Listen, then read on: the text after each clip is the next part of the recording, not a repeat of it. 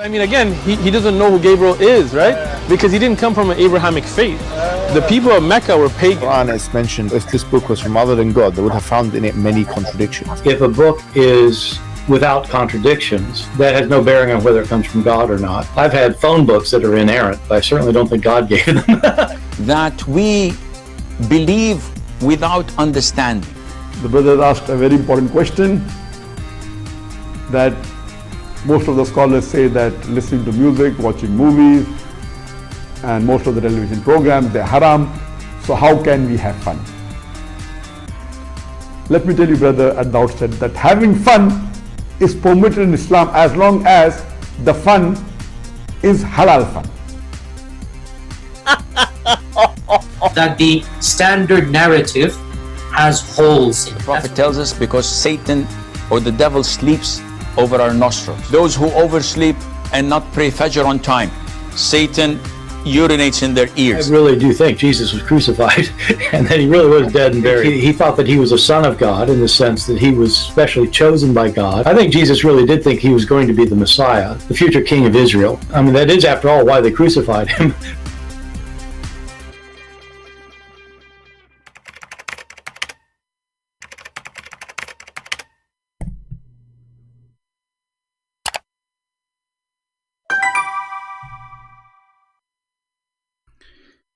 Hello everyone, and peace of Christ to all of you. Please invite your friends and let us have some good time together. I saw somebody in the chat saying we will do one topic at a time. We always will do one topic at a time, and all of them, they end in one direction.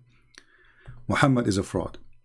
And as long we see some Muslims in the chat, I would like to welcome them to join us and call me live on air.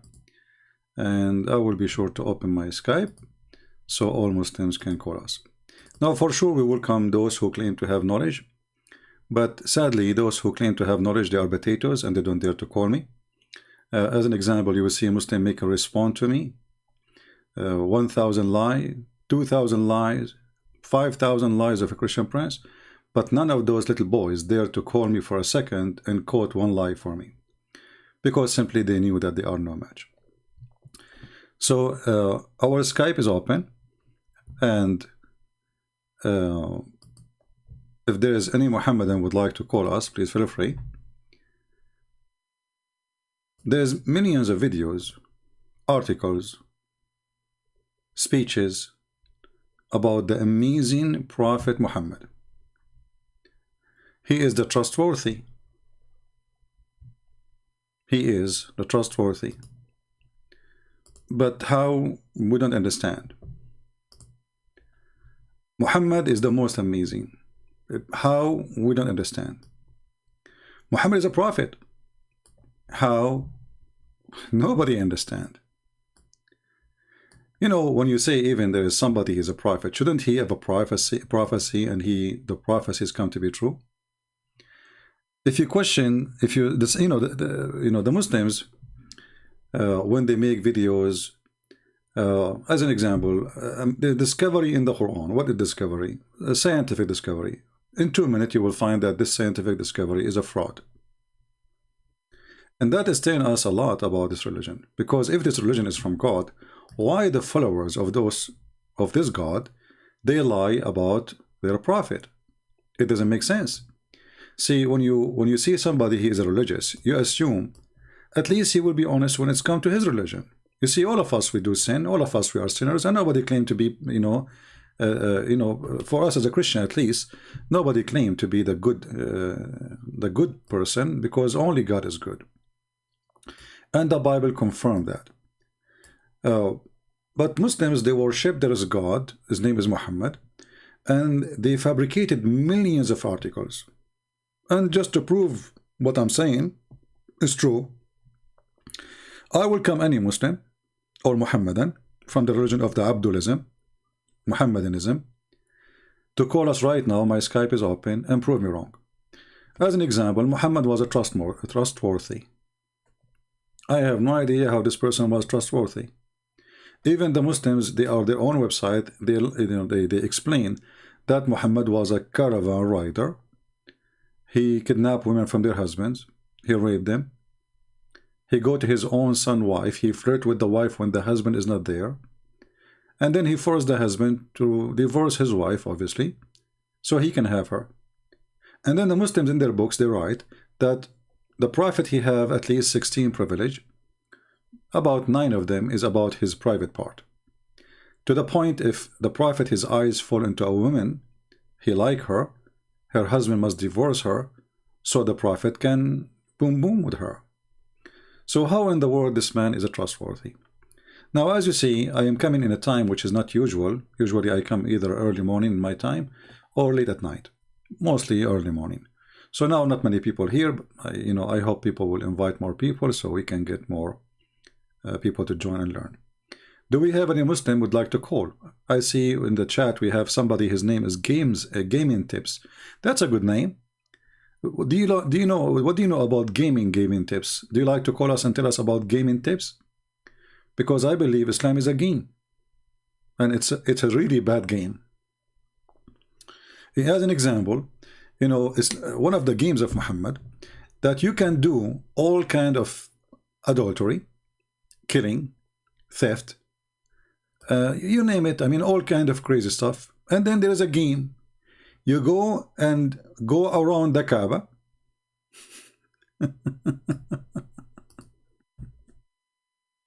7 times. Or touching the black stone and the Yemeni corner will erase your sin. I mean, this is a nice game. Who can beat that? Let us be honest here. You spend the whole year doing as much as you wish. Look at this game.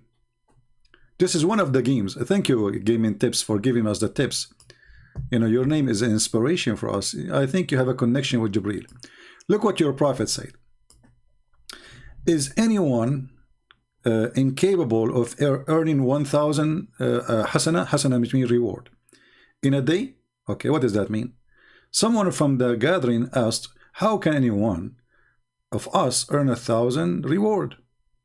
He said, okay, glorify Allah 100 times and 1,000 hasana will be written for you.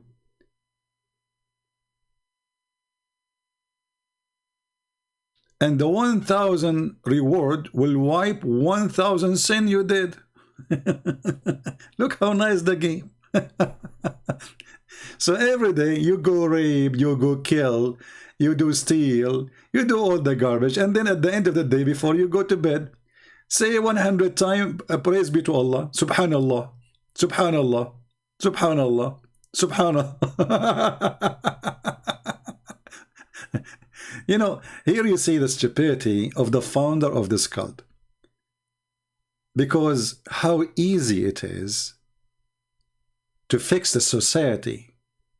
You see, he's not fixing the society by making you decent. He is fixing the society by going to wherever you want and then say Subhanallah 100 times. What a funny, silly game. Is that really God talking to Muhammad? Teaching Muhammad how he earned heaven? Until now we have nothing but Muslims complain in the chat, but until now I don't see any Muhammadan. All the Muhammadans who come to us, the ones who call,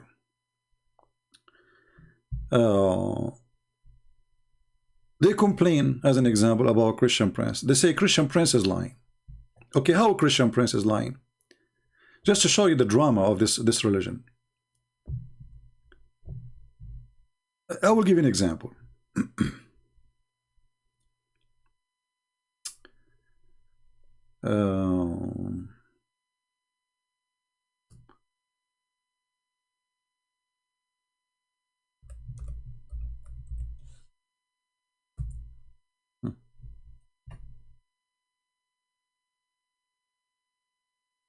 This hadith as an example.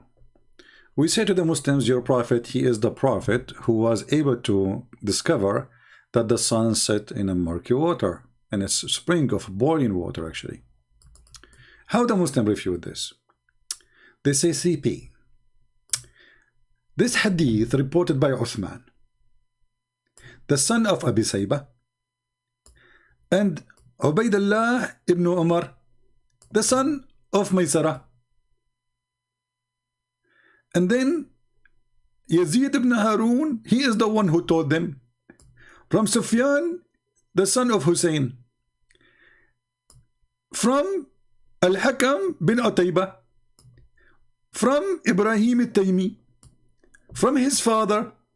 From Abu Dhar.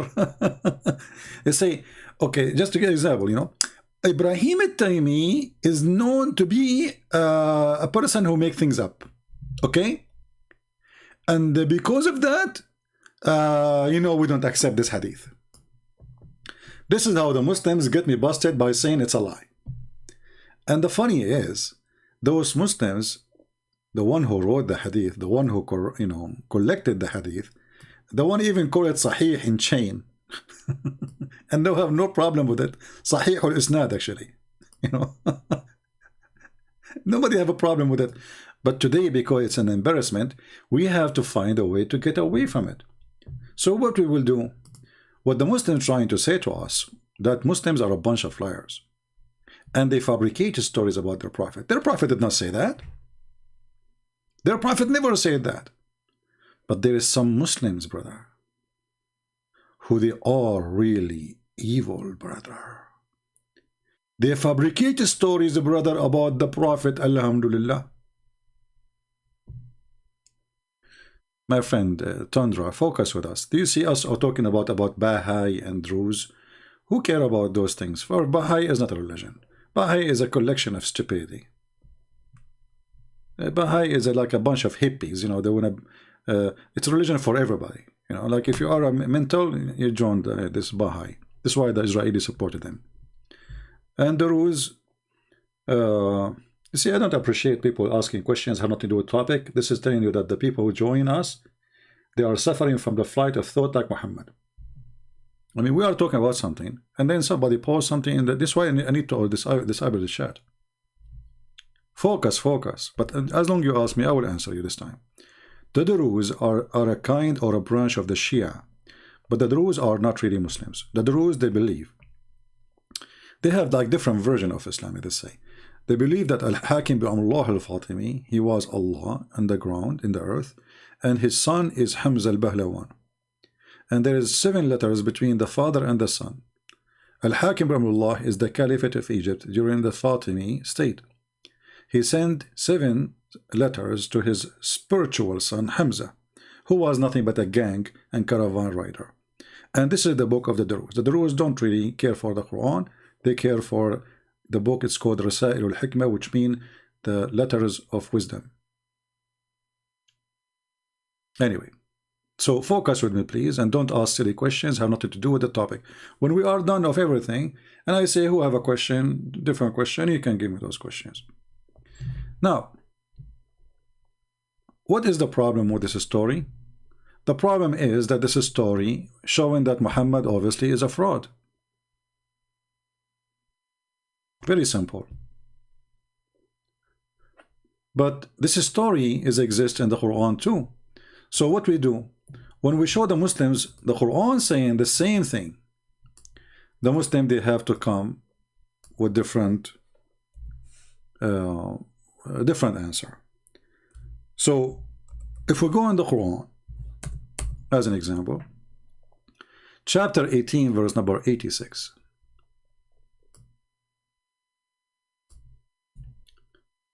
Chapter 18, verse number 86, where it says that the sun set in a murky water, and who founded Zulqarnain? The Muslim here, they start getting their imagination to fix it. They say, this is from the perception of Zulqarnain. It's not Allah who saying that the sun set in murky water. But read with me carefully. Do you see anywhere it says what the Muslims are saying to us? Do you see where it says that this is how it's appeared to him? Did Allah say the word it appeared to Zulqarnain this way? No, this is Allah is talking. This is not Zulqarnain. So this person, he kept going until he found where the sun set. He found it setting in a spring of black muddy. Actually, it's not really, you know, Hamia is, you know, because it's boiling with the mud. So it is muddy and like, you know, you see those what they call it, like if you have a volcano, you will see like a gray water coming, boiling, or very hot. So this is what the water we are talking about. So the one is talking here is not even Zulqarnain. It is Allah. And you will notice here many mistakes in one phrase. Until when he reached the sitting place of the sun. What is that? So obviously the author of the Quran, Aka Muhammad, he is so foolish, copy from a story written by somebody from Syria about Zulqarnain, fiction story. Zulqarnain is a real person, by the way, but it's not his name, Zulqarnain. This is a silly name from the fiction story. His real name, Alexander the Great. So Alexander the Great, who used to own 2 horns, he conquered the whole world. So the story is making, I mean, the old world, let's say. So the story was written by this Syrian author, the fiction story, speaking about a guy with a 2 horns, did not mention his name. And this person, he went all the way until he found the sitting place of the sun. This is what the Quran is saying. This foolish Muhammad, he copied the story as it is from that fiction story, and he added in his book. You see how stupid Muhammad is?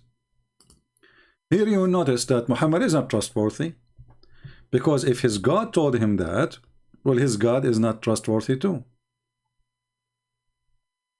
If his God did not tell him that, that means Muhammad is not trustworthy too,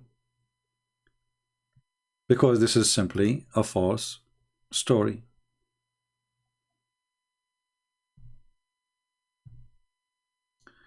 I want a link for you to debate. He want a link for me to debate. Let us call this guy.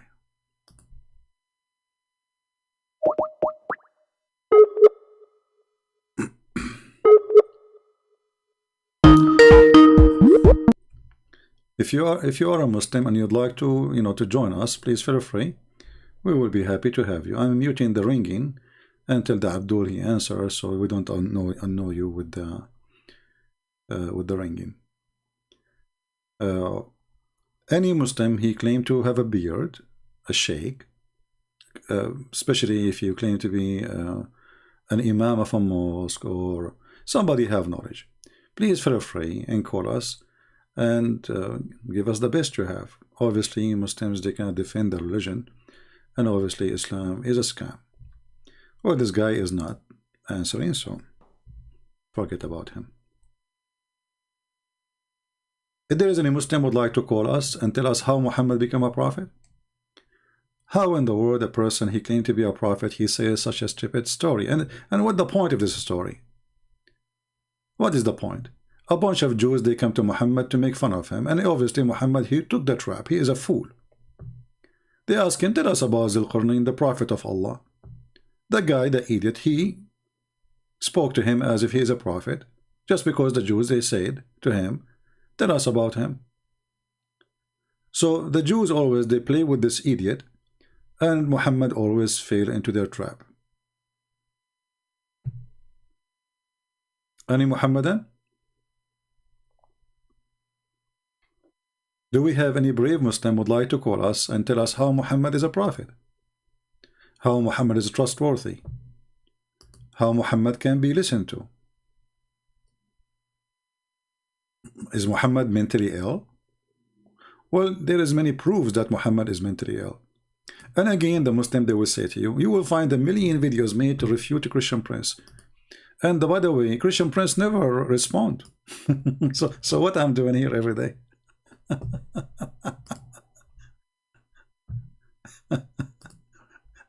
I don't respond to idiots. I respond to Islam.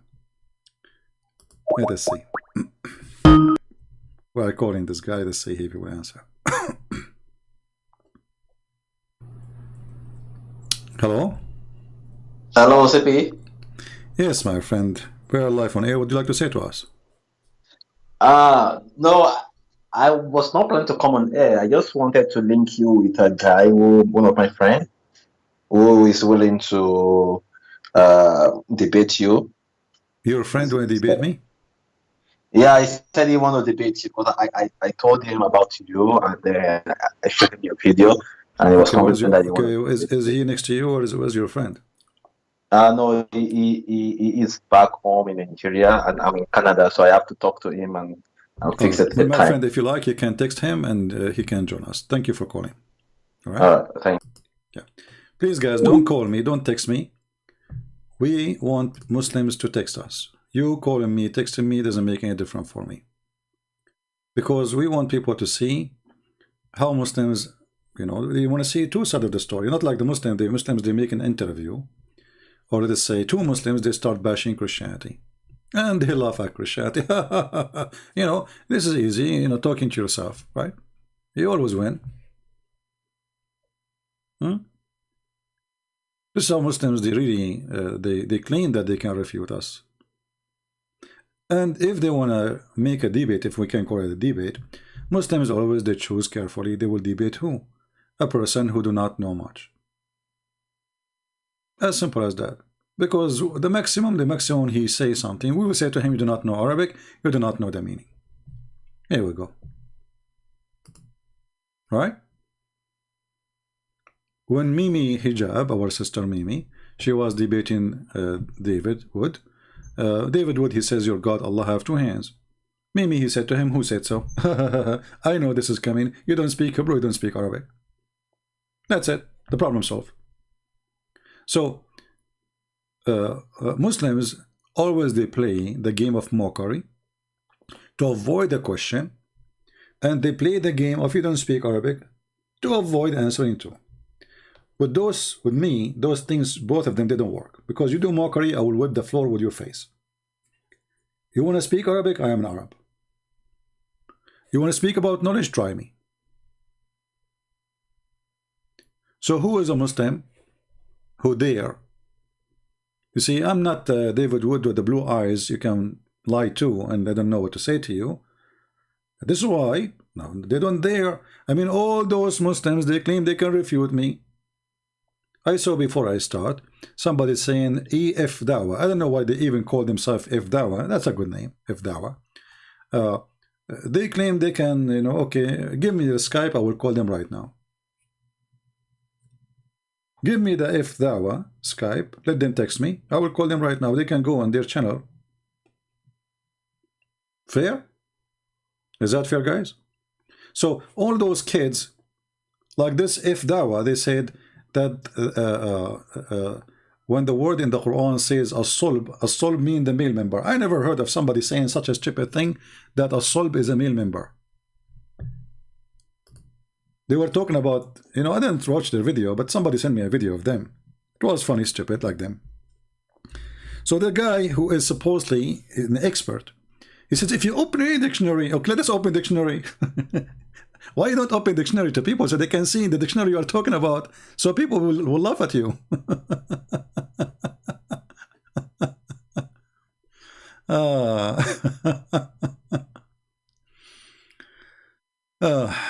You see here, even the word sulba, who translates it as meaning his back, This is sulb, from the back, backbone. You see it in the Abduls of F Dawa. And they get the perfect name again, F Dawa. It's, here we go. This is your translation. Backbone. So the backbone suddenly became the private part of the man. Those are the one who will dare to do. This is why they will never dare to get close to me. It takes us 2 seconds to make them shish kebab. Right?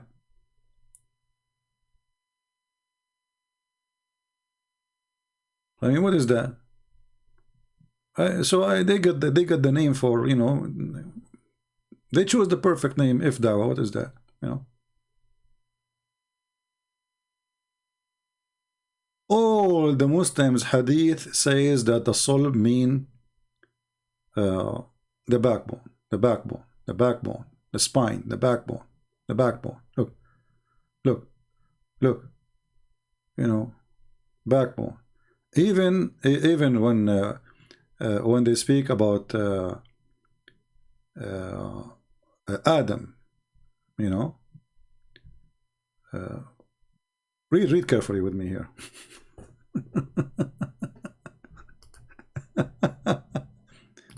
God made the covenant from Adam back. He made the covenant. And here in translation it says, from his loins, all of his offspring. What loins?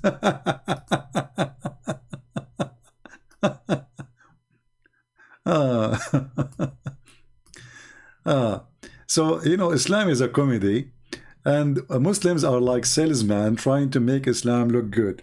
You go to a car dealer, he will sell you a piece of trash, and he will do his best to make you believe that this is the best car ever in the world. You know, you need to buy it. This car, if you go now for 5 minutes, you come back, you will not find it. Okay. And if you are a fool, you will believe him. You know, you forgot that he's a car dealer, and then you take it home, and then you find that the car is screwed up, and he will say to you, well, sorry, sir, did you see the policy you sign, you know, when you sign the paper?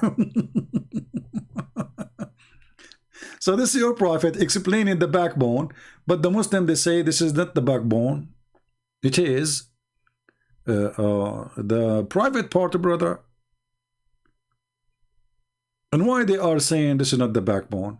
Because simply, it's embarrassment. Muhammad, you know, he claimed that this has been taught by his God. So how the sperm of the man is coming from the backbone, and the sperm of the women is coming from the ribs? And since the women, they have a sperm anyway. Stupidity. Yeah. What you can say. What you can say. Until now, we have 0 Abdul. I noticed that before I go live, we have many Abduls in the chat. After I go live, it's not the same. Even the chat is dry from the Muslims. Huh? Any Abdul?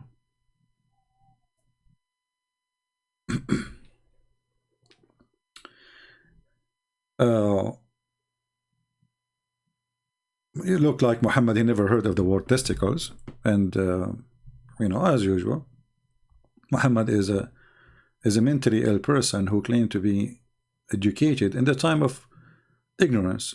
So, you know, who was going to get him busted at that time in the Arabian Peninsula when they are a bunch of ignorant too? But even at that time, even they are a bunch of ignorant, you know, Arab at that time, they were making fun of the stupidity of Muhammad. Even the Arab, they are not educated, they are not like the Greek people, or still they were laughing at the stupidity of Muhammad. Prove me wrong. Who wanna call me live? Who is it from those who make videos to refute me, dare to let me call him? Don't call me, I will call you. Anyone? Any Abdul? So all of them, they can refute me. How they can refute me? It doesn't say that, CP. This is hadith, is mentioned by Uthman. Uthman taught it by Hassan. Hassan taught it by Zucchini. Zucchini taught it by Cucumber. Cucumber taught it by Elevator. The elevator was broken at that day, so it cannot be from the Prophet. So they do all kind of tricks to avoid the stupidity of their Prophet. Why? Because they are ashamed of Muhammad. That's the whole story. That's the whole story. And look, they are adding the word loins. Loins. It's not a backbone. No more. Yeah. Any Abdul?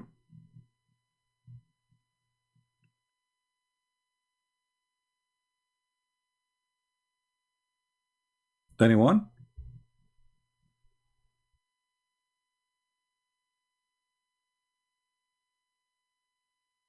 Any smart Muslim would like to contact me and tell us live on air if Muhammad is a prophet or not.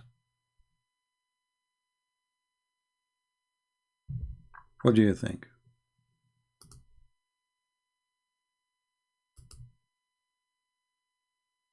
Anyone?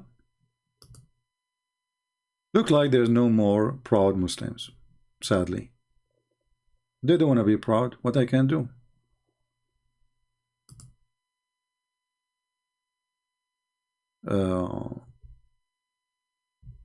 How many times I said people don't text me, and people they keep texting me. Especially if you are a female, go and text a female like you. Do we have any Abdul?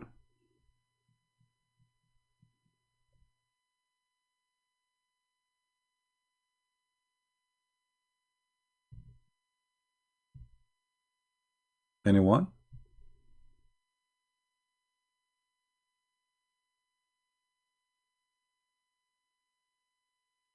Any half one?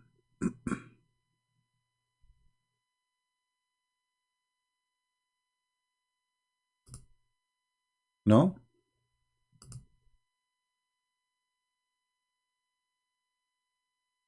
Okay, any quarter Muslim?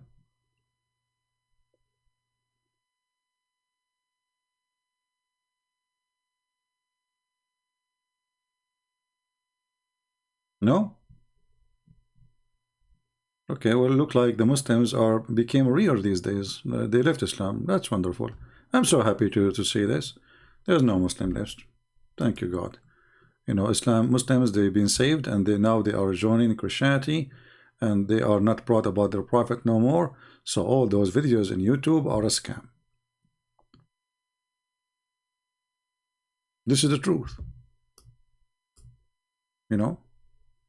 The trustworthy prophet, the amazing prophet, the intelligent prophet.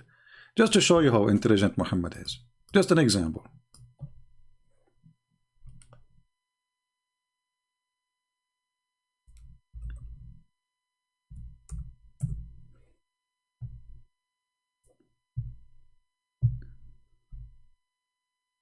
Who can beat this intelligence? Nobody. According to the smartest prophet ever in earth, that if you have orgasm first, the baby will be a boy and will look like you. If the women have orgasm first, the baby will be a girl, will look like her. Who can beat that? To be honest with you, nobody. Come on. We have a person, his name is Wasim Ali, and he is calling me coward princess. Well, Wasim, what about you give me your Skype and let us see who is the coward? Is that fair, guys? As long you see, we allow even Muslims to post comment calling me names. If you go to Muslim page, if you insult the one who is running the program, he will block you right away, and he will say not only he will not let you talk, he will hide your text. So why you don't call me? Let us see who is the princess and the coward. What say you? Are you a man enough to call me? What do you think, people? Wasim Ali sound like an Arabic name, so he speak Arabic perfect. So that will help him to get me busted if I'm lying. So what say you, Wasim? Let us see who is the coward. If you say you will not call me, that's mean your mom. She did not allow you, or your wife maybe because you did not wash dishes. We don't know. Any Abdul? All of you are brave. All of you. You see, when the Israeli army come, you run. All of you are brave. And the Quran, by the way, says that the Israeli hide behind their walls. And then we look for the Muslim, we found them under the ground. They don't even have walls. They make tunnels. What the heck? All of you are so brave. And you call me princess to insult, supposedly, right? Who is the princess here? Change your name. Call yourself Wasima. By the way, Wasim means pretty. You are pretty. MashaAllah. You are pretty. You are more pretty than the Prophet Muhammad. And you know what this is about, the pretty Muhammad. What's wrong with you Muslims? There's a million videos about how pretty Muhammad was. I mean, this is the most stupid. Have you ever seen one Christian making videos about how good looking Jesus was? I mean, who care? Are we talking about, is that a fashion show? Muhammad is going in the competition for pretty queen, beauty queen, the pretty prophet. You Muslim even describe his belly bump. I mean, how far the madness go? How wide under his arm? How wide is his thigh? How wide his face? The white man worshippers. Was Muhammad really so pretty? Do you think he was so pretty? So do you think that Allah will not send anyone to be a messenger unless he is so pretty? And then we check, we find that Muhammad, the pretty Muhammad, sorry, I cannot say Muhammad alone. From now on, we will not say Muhammad sallallahu alaihi wasallam. We will say prophet, beauty queen. Even the angels who came to Muhammad, he was so pretty too. There's a boyfriend of Muhammad, he slept with his wife before him, the one who they raped first. Among the captive was Safiya. First she was given to Dahil Kalbi. Okay, who is Dahil Kalbi? This is the same guy who Jibreel came in his look. Okay, why Jibreel came in the look of Dahil Kalbi? Because he's so pretty. Read carefully. The angel Jibreel, brother, he come to the nearest resemblance, you know, of Dahil Kalbi. This is translation, not my translation. Okay, why Jibreel is coming? He looked like this guy, the boyfriend of Muhammad. So now we have two Dahil Kalbi in town. Which one is the one? Like you go now in the town, you will find like 100,000 Santa Claus. Okay, but which one is the real one? This is the same in Islam now. So we have Dahil Kalbi, the real person. We have Dahil Kalbi, the angel. And why Muhammad he come with this lie that this Dahil Kalbi is the one who is coming to him as an supposedly is an angel? Because he used to stay all night in his house, and it's fishy. I mean, what this guy is staying late in your house? So he said, okay, well, this is the angel Jibreel. You know? Yeah. Dahil Kalbi.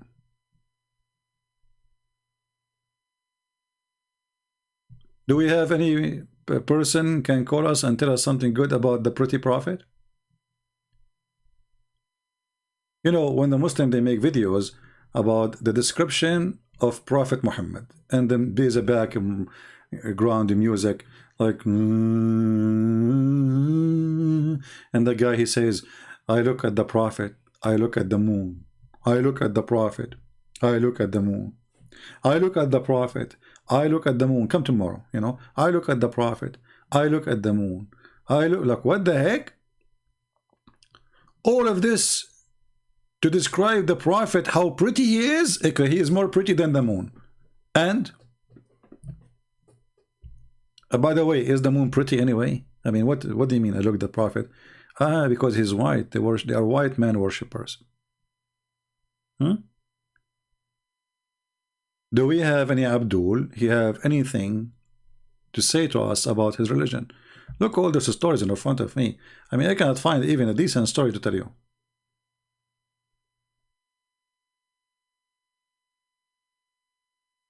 But the most funny story happened like 10 days ago is when Mimi Hijab, he recited verses from the Quran, and he supposedly, this guy, what's his name? Patterson, he said to him, I don't understand why you are chanting Quran in Arabic.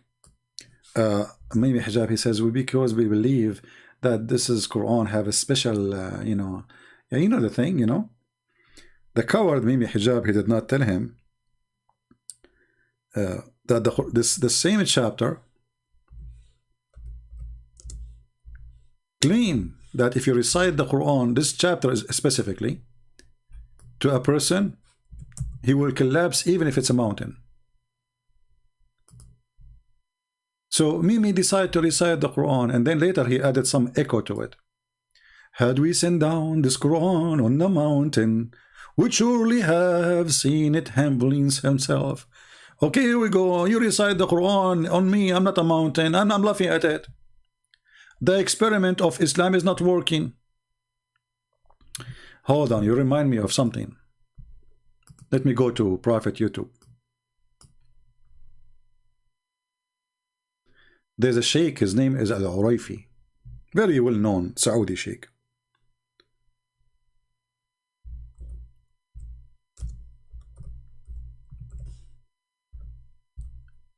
This guy, they invited him, I think it was to France.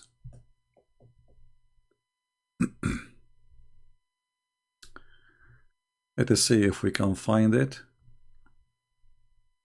Here we go.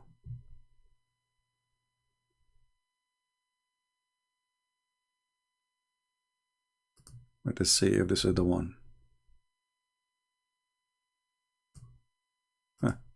So this guy, this sheikh, he said, if there is any foreigner here don't speak Arabic, there's a French guy, he does not know Arabic, he is not a Muslim. So they want to prove to people that when you recite the Quran, by nature you will choose the real Quran, you know, because the Quran is amazing.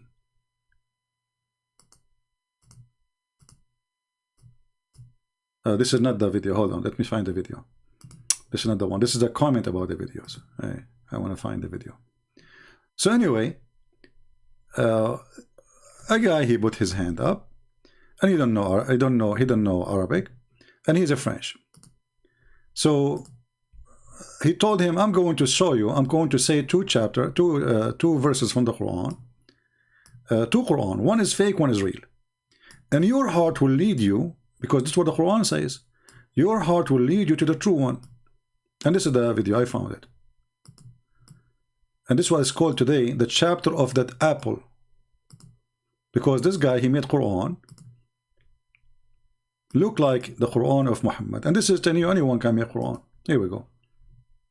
أو فارسي ما يقدر يفرق ذكر رحمة ربك عبده زكريا. هذه الجملة الأولى وجلسنا معك وأنسنا له. طيب هذه الجملة الثانية قل له هل شعر بفرق بين.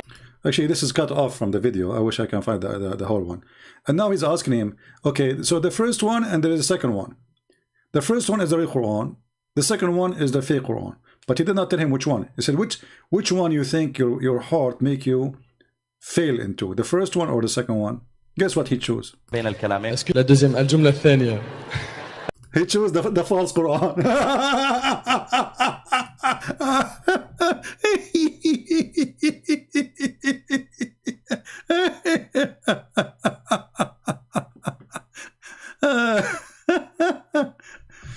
Shadows, don't choose bad, you know, don't force me to block you. Why are you all calling them filthy? Supposedly you are the clean. You know, everybody, you know, we are here to help the Muslims, not to call them filthy, my friend.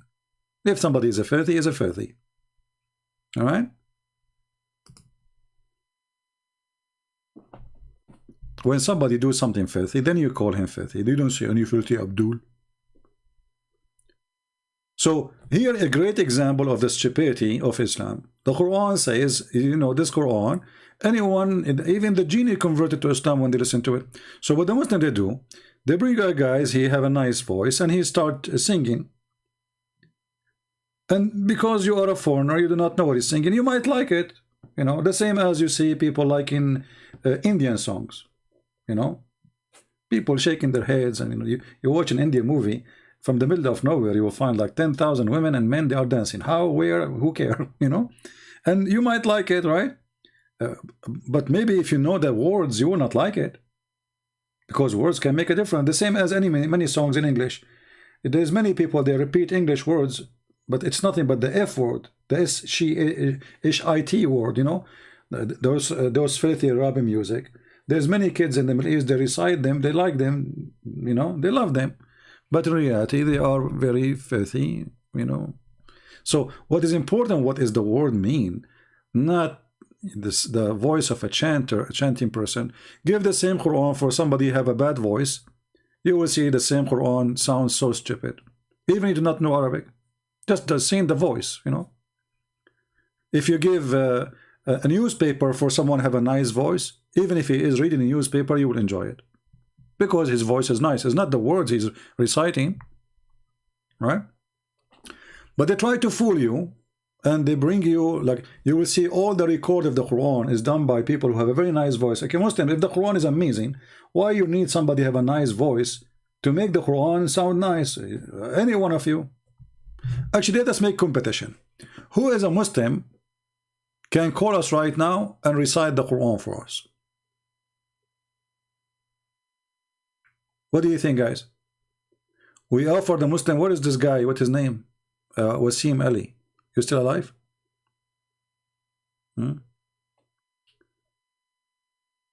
Somebody, his name is a proud Saudi. He's saying, why you think Britain, Netherlands? Well, you know, my friend, proud Saudi. I like your name, actually.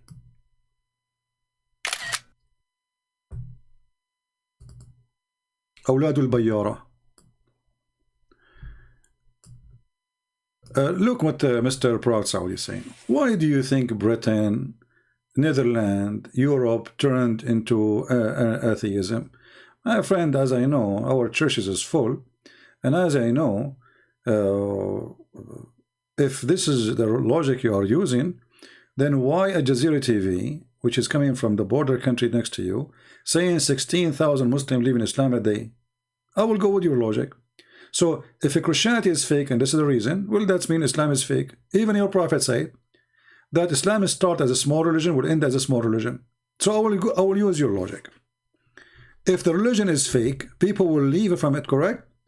The day Muhammad he died, tens of thousands of Muslims left Islam. Is that correct?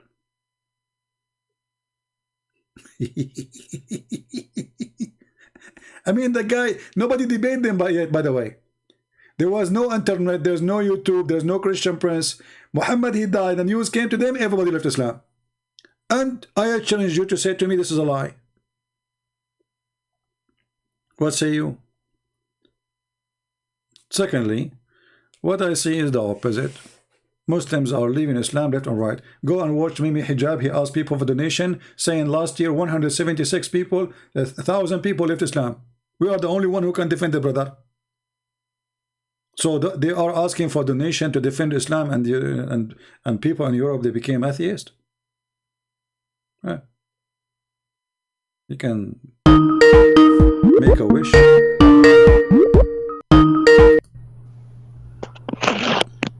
Hello? Yeah, hi, can you hear me? Yeah, how are you doing?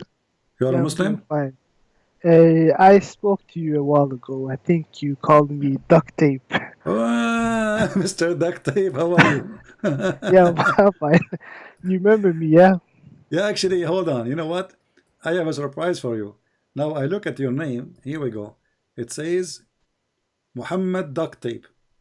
I changed your name in Skype, you know. Honestly, I changed your name in Skype. I changed the name and make it Muhammad Duct Tape because I remember you were out of duct tape trying to fix Muhammad. I mean, it's not. When I look back, it's not an easy job, you know. And No I want to so say, what do you want to say to us, Muhammad? well, I want to say, of course, you said only Muslims can call, but you know, and I'm no longer Muslim, but I want to say, you know, thank you for, you know. What happened last time you called me? You left Islam? Ever since then, I had to question a couple of things, and I also had a few doubts. So you even left when Islam now? Yeah, I've left. But did you leave Islam when you are talking to me live on air, or you hang up and you are not leave Islam yet? Because I don't remember you left Islam. After I talked to you, I had to do some thinking. After you talked to me and you became out of the duct tape, you know, there's no more duct tape can fix it, so you decide to leave Islam. That's a good thing. Well, even before that, I had a few doubts, but I was still trying my best to defend it. So one of the reasons I called you is to see how the defense would do, for example, to someone who can, you know, criticize. And, you know, after seeing criticism and from someone like you that's not afraid to criticize, I've come to the conclusion that I still respect Muslims, but me personally, I can't, you know, there's too many, like, problems, you know, for this to make sense. Yeah. Well, it's not only about making sense. I mean, Islam is stupid in every aspect. Even the definition of God in Islam is a stupid definition. You know, when we ask Muslims who is Allah, they don't know. All what they know, they say the Creator. But the Quran says Allah is the best of the creators. So if Allah is the Creator, and then we find in the Quran that Jesus can create from the mother bird, right?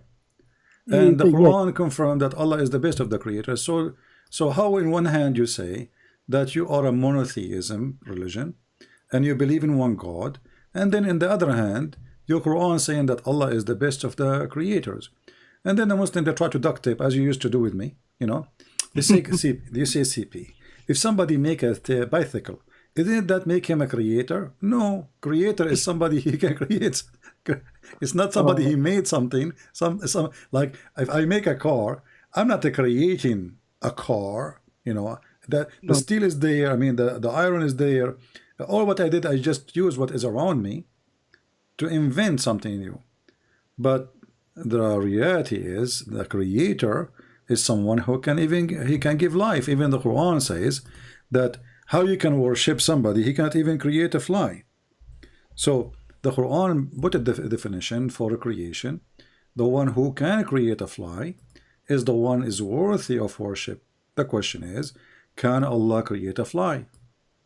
Nobody can prove that. And the proof that Allah cannot create a fly, Allah himself do not remember which one he created first. As an example, if I am the one who created the earth and the heaven, shouldn't I remember if I created the mountains first before You the should stars? at least you should know that. Yeah, so he cannot even repeat the same story twice. This is what happened. So you see, I can make a Quran right now claiming to be I'm God, and I can repeat the same story twice without making a stupid contradiction. But this God is so silly, so stupid to the point he cannot even go in order of his creation. Yeah, well, you know, it's just, and there's even more problematic than what you just mentioned. This is just, you know, the you know, the small problems. You know, I was going to block you, by the way, because you gave me headache. Honestly, you gave me headache with your duct tape, you know, because whatever I say to you, you try to duct tape it, you know. That's why I came with this name. But I'm surprised now you are calling me and you decide to leave Islam. So what do you think about becoming Christian then? To be honest, you know, I respect Christians very much, especially like you, and but at the same time, I don't think. I think a lot of the problems I had with Islam, I think some of them also is in Christianity. Like what? You know, Give me one. Just maybe we can help. Well, for example, Christianity, just like Islam, you know, it points a lot of things such as sinful.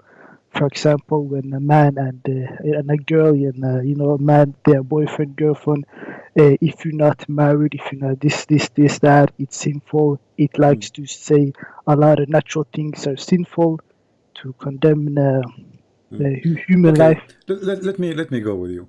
You see, if a woman she slept with 10,000 men, is it going to make a difference for her after that to have 10,000 men in one? So what is love mean? What is relationship mean? What is special between me and this woman is? If I'm going to sleep with everybody and she will sleep with everybody. So if every few weeks she will have a new guy who says to her, I love you, she said to him, I love you in the bed. Then 2 weeks after, they leave each other and then they have a new partner.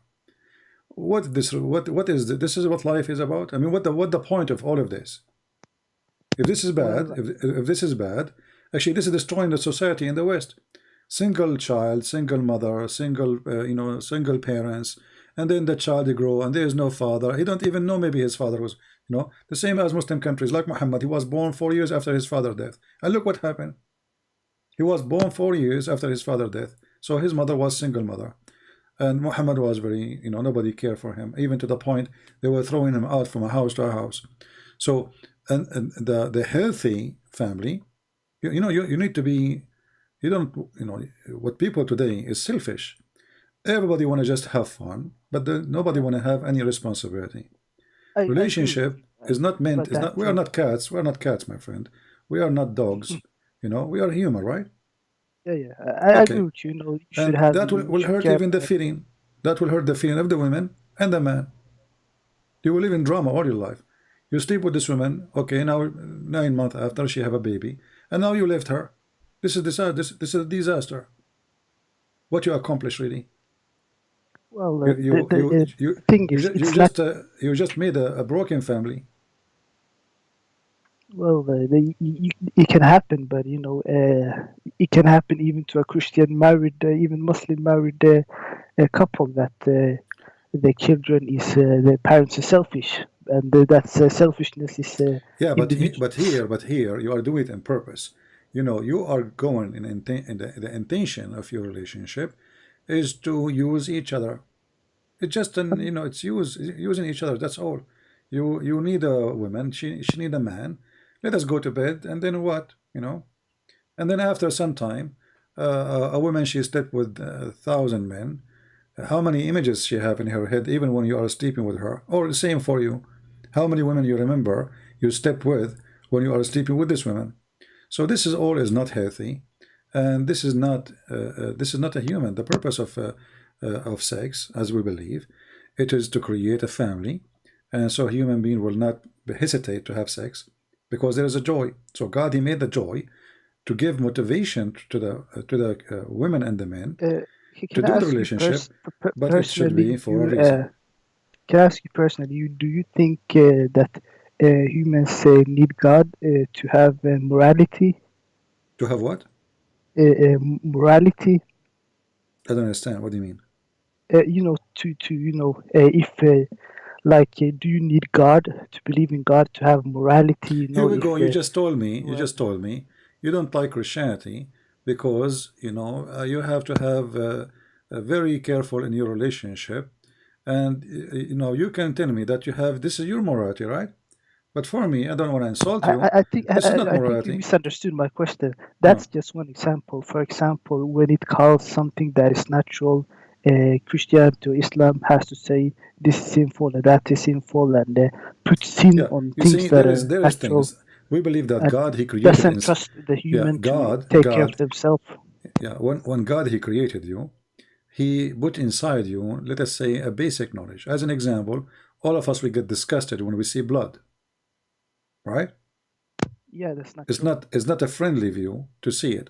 So you do not need. Let us say you are a person who don't join any religion. You do not even have a language. You are from the cave time. But when you see a human being even slaughtered in front of you, this is not a pleasant something to see, right? So, but if you do make it a usual thing, it's going to be unpleasant first time, second time, third time, and then after that is going to be normal. So God created us with how to know what is pleasant and what is not. And then what we do, we kill what God gave us, and we keep going in our deception. So when you steal, you know that this is not right, even if there is no religion. You know that's not yours, right? So you are acting like an animal. Two animals, fighting over something. You will see a male cat is kidnapping the baby cats from the mother, and he eat them. Okay. For example, but that make us go back to the animals. We are like animals. We are not the human no more. So God, He gave you a kind of moral. You are born with it, but not religion. Not religion. No.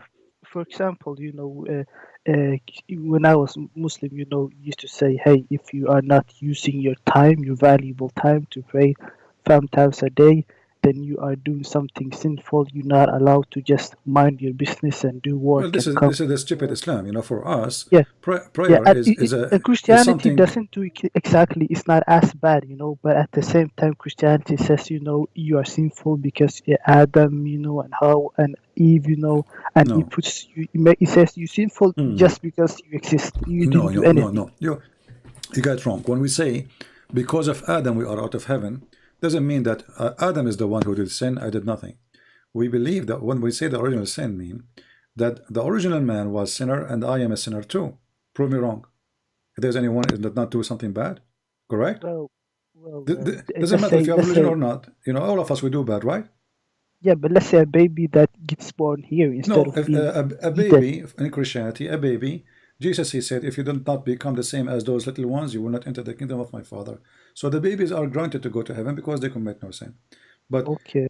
but for us, adult, when we talk about original sin, we don't put the blame on Adam. This is a false understanding of Christianity. But we say that Adam was the first and I am the second. That's all.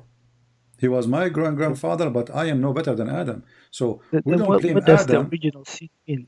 Huh? The original sin. Then what is this concept? This is the original sin. Original sin that Adam, because of Adam, went out of heaven, but we are no better than Adam. We follow. Okay. Yeah, we follow Adam's steps in being sinners. So the original sin doesn't mean we are blaming Adam for all the sin we have.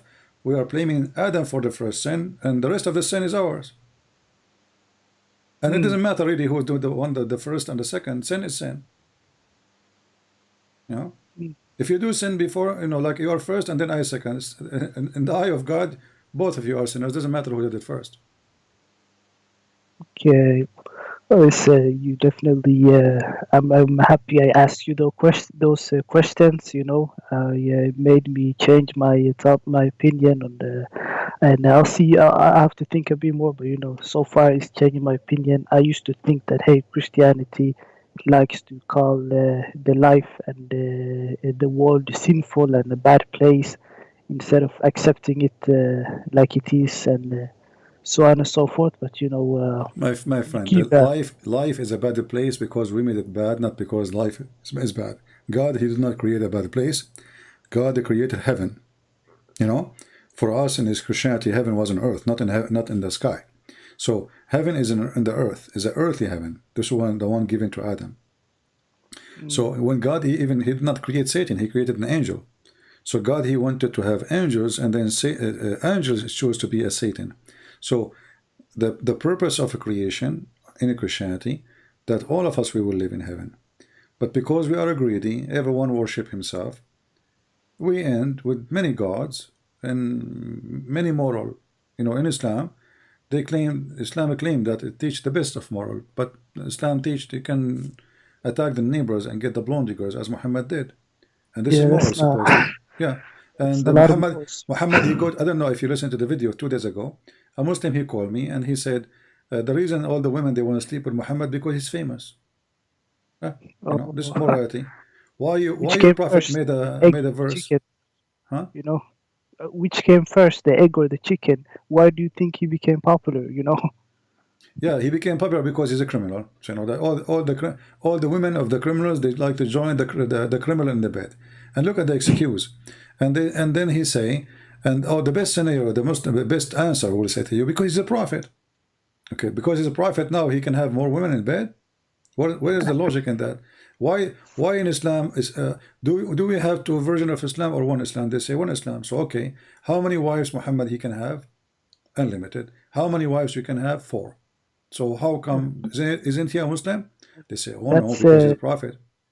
That's very convenient for Muhammad, don't you think?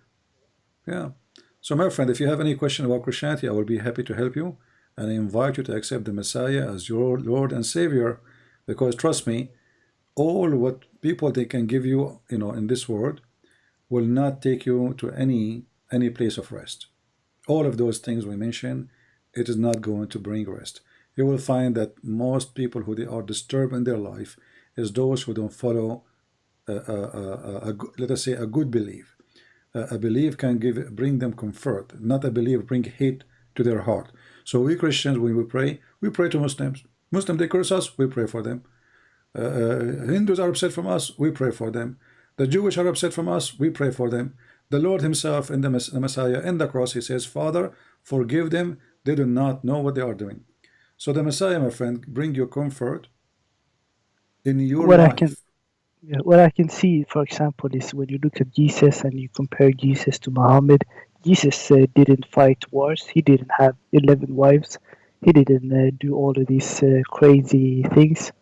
So I can say Christianity that Jesus is definitely a good guy, but Muhammad, he is not someone that has the morals. Yeah, but forget about Muhammad now. You are not a Muslim no more. The duct tape age is over. I'm not going. I'm not going to duct tape Jesus for you, right? Because Jesus, you do not need me to duct tape like Muhammad. So You could say that. we have the Messiah is an amazing person. Love your enemy, bless those who curse you. Who can go that far? Love your enemy 2,000 years ago. Today, who dare even to say this word? I mean, imagine you have a president in the United Nations saying, love your enemy. People will say, well, this guy is crazy. What are you talking about? Imagine Putin and Joe Biden, you know, he might forget his name at that time. They go in a speech and they say, love your enemy. Okay, that will not work in this. Why they will not work? Because people, they are full of greed. People seeking power. People, they want to earn more, make more, control more. So the evil inside us forbid us from following the Messiah. Because if we practice only one sentence of Christ, not the whole book, just one, love your enemy, all the budget we have for military in the world can make this earth heaven. That's Trillions, a lot of money wasted trillions on of dollars. on military. That's true, you know. Yeah, trillions of, not billions, trillions of dollars, you know. Yeah, Is that's a lot. spent That's a lot. around the world just to kill. Why? Because a So- human being is worth than animal. You see, even animals, when they fight for a reason. Human beings, they don't fight for any reason sometimes. Yeah, I mean, it's true, you wonder, you ask yourself, what even the reason for this war? That's Russia is so big, India is so big, Pakistan is so big. What do you want? What exactly you are looking for? Nobody, they cannot live without killing. So hatred is the supreme in this earth. Hatred is the master in this earth. This is why we as a Christian, we believe that the Messiah is going to come back and he's going to save this earth from our hatred. I see. Yeah. Well, well, it was a pleasure talking to you, and you know, I really Thank you, my appreciate it. And you know, don't be scared of criticizing ideas and religions and this and that. No one should censor you. I'm the last one needed advice, my friend. That's why I'm happy to hear that. All right, take care, my friend. God bless you. If you want any help, you can call me. I appreciate it. But I invite you, before you sleep today, my friend, think about it. No one can save you, and without the Messiah, you know, still we will never have comfort in this earth. You will go through many things in your life. You will feel that the life will direct you just in temptation, but there's no purpose. With the Messiah, you will have a purpose, and temptation will not die. Temptation will be with you, but temptation will be under control. So there's a huge difference between you control your temptation or temptation controlling you. A person who lives under the control of temptation will end wherever temptation take him. I can tell you that, you know, being an atheist, and you know, believing that there's no God, you know, it feels like almost a bit lonely sometimes. You know, it's like it feels almost purposeless. I don't know if I have to get used to it, but there's something to be said about that, I can say. Well, I hope soon you will manage to rethink it again, and you will call me and you tell me that if you have a question, I will answer you, and I hope soon you will accept the Messiah as your Lord, as Savior. And I'm so happy for you anyway that you decide to leave Islam. But remember, for me as a Christian, you are not saved yet, because still you are just going with the current. Wherever the current take you, we will go. You know, because you are submissive to life, not to a purpose in your life. There is no purpose. You are just living, you know, enjoying things, food, sex, etc. But real purpose, you don't have it. And life without real purpose, it goes so fast and it dies so fast, and nobody will remember you after that. All right. I will think about it. A lot of give you something to think about at least. So yeah, thank you. All right. Thank you, my friend, for calling. Take care. Well, I'm so happy for him. You know, you remember he called me, I don't know how, a while ago. I think I see here in YouTube, sorry, in Skype. We spoke last time. I don't know, in Skype it shows last time in November 24. Really? Time don't go fast. Huh. Okay. November 24th. All right. Yeah. This is actually, because I'm looking at the Skype here.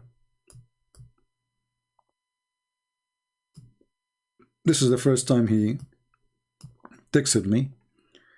It's Wednesday, November 24th at 2:21, and he is saying, Salam, CP, I'm a Muslim. I have this agreement with you. Can I ask you my question? Yeah. So the duct tape conversation happened at that time. Time go fast. We're happy for him that he decided to leave Islam.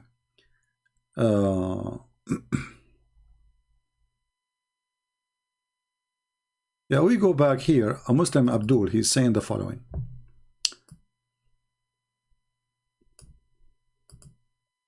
How can you write that the moon split is unscientific while Jesus turned water into a wine? I mean, this is really very... You're a genius, my friend. You know what? I don't think you're born after 9 months. I think your mother, she cooked you in the microwave. Look at the compare. How you can write that the moon split is unscientific? First of all, we don't say it is scientific or not. Who cares if it's scientific or not? The stupid Quran did not even say who split the moon. Secondly, if the moon is split, why is it split no more? Did Allah glue it again?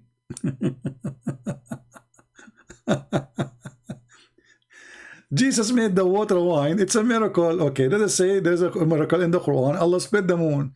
But Allah did not say who split the moon, and he did not say if he glued the moon again. Did he glue it again? If the moon is split, we should have 2 moons now. So do we have 2 moons? Split is not a crack. Split is a split. You know what the word split mean? So you Muslims, you have a funny miracles.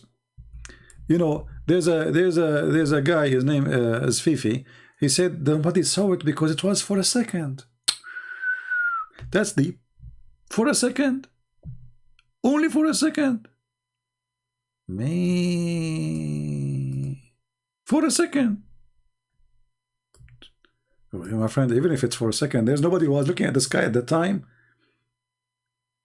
In Italy, in Persia, in China, nobody was looking. You know. I mean, let us talk about those who they are living in the same, you know, like nighttime for them, not those who they have daytime like in USA. So those who they have nighttime, nobody noticed that the moon is split, and Allah, he split the moon. What it says that Allah split the moon? Read the verse. And look at the translation here. It says, the people of Mecca requested the Prophet SAW to show them a miracle. Okay, well, just to show you how stupid this miracle is. If Muhammad really have a miracle, so why the Quran keeps saying Muhammad never have a miracle?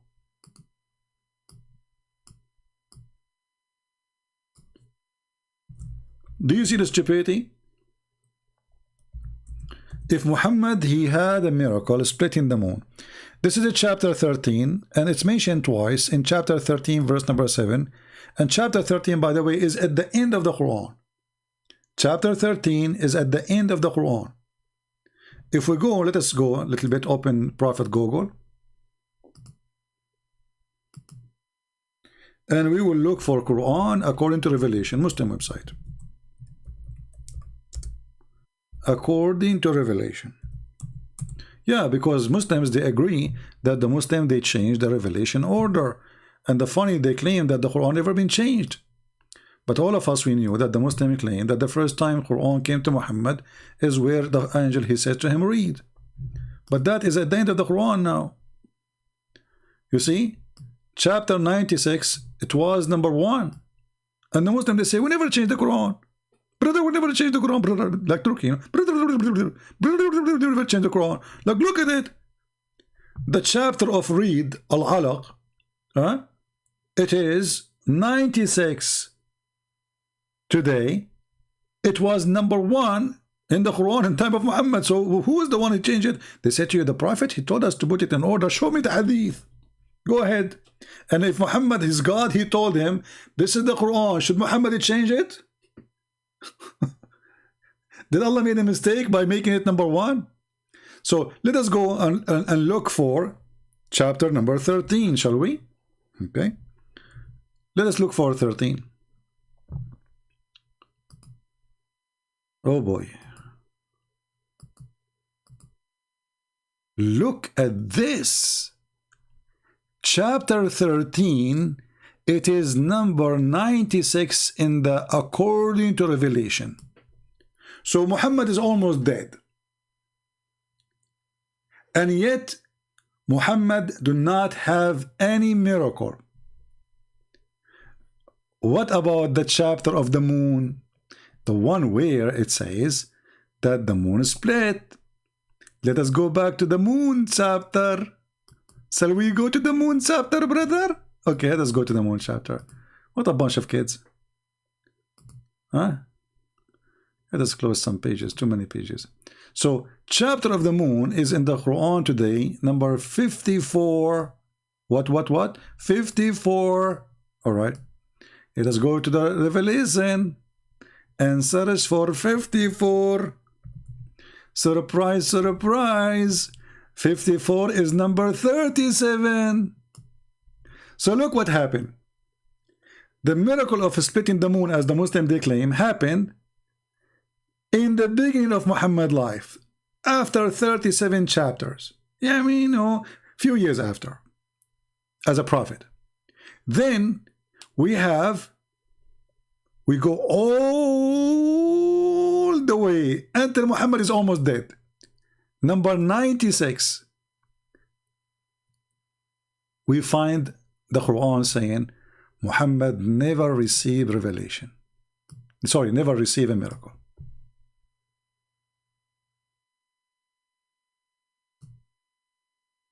Do you see it?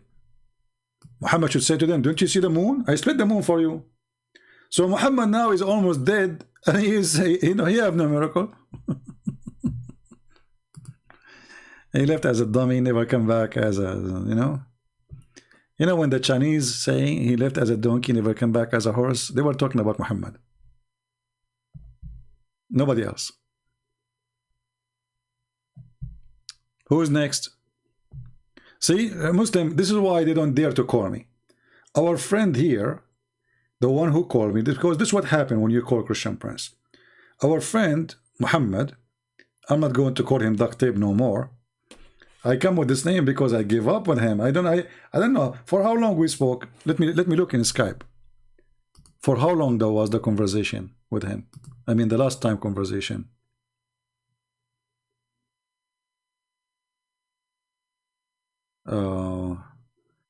Yeah, I don't have, it doesn't show really for how long it should show. But anyway, whatever I give him, he give me, he put a duct tape, maybe and maybe and maybe, and maybe it doesn't mean that, and maybe it's so I don't know, 1 hour, 20 minutes, I'm not sure. If I remember, I can remind me. I lost my voice showing him, and he was trying his best to duct tape Muhammad. This is why I said, well, you are, what you are doing now, you are just doing duct tape. You call me, and you are a Muslim. There's one of two things will happen. Either you will leave Islam, or the Muslims who listen to you will leave Islam. Try me. Right? And if we say that Muhammad wasn't Abrahamic, the Muslim, they will say, liar. Liar. Muhammad, you do not know what even Abraham mean. You liar. Liar. Okay. Muhammad was a pagan, and the Arab were pagan like him. Liar. Let us respond to Christian Prince. Well, he wasn't Abrahamic for sure, and he's a scam.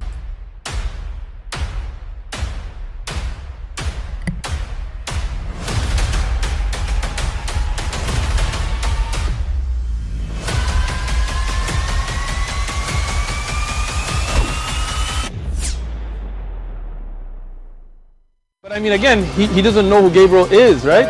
Because he didn't come from an Abrahamic faith.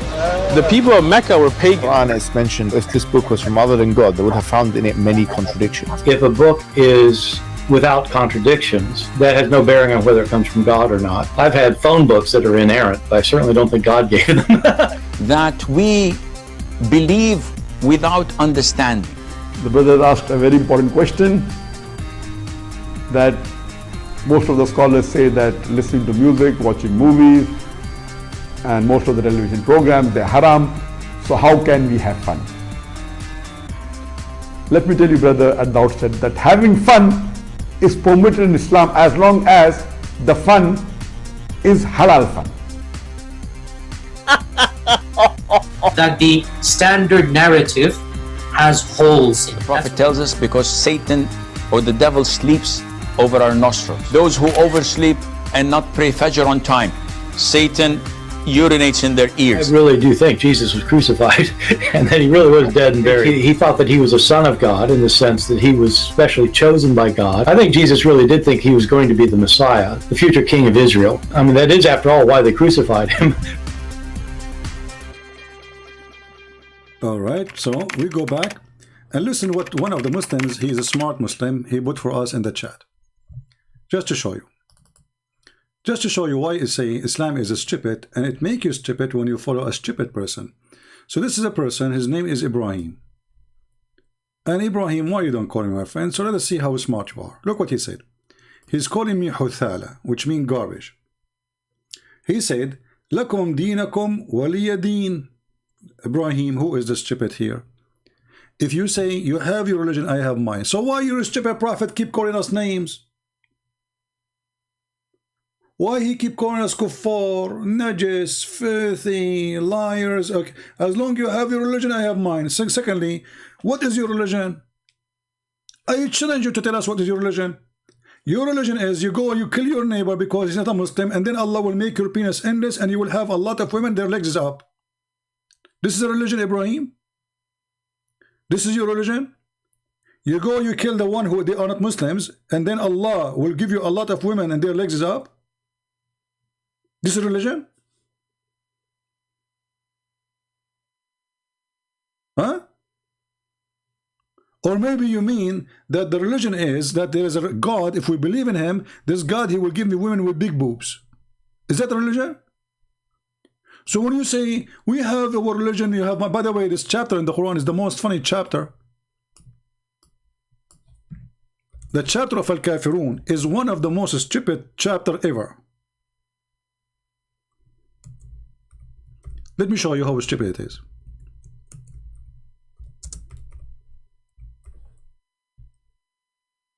Cry, cry, cry, my friend. Cry. You cannot answer us.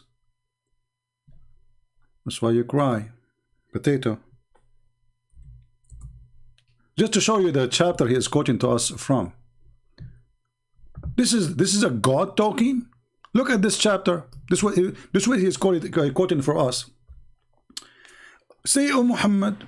Look here, by the way. All what the verse says, قُلْ يَا أَيُّهَا الْكَافِرُونَ. The translation or making all of this. All of this is this sentence. What happened?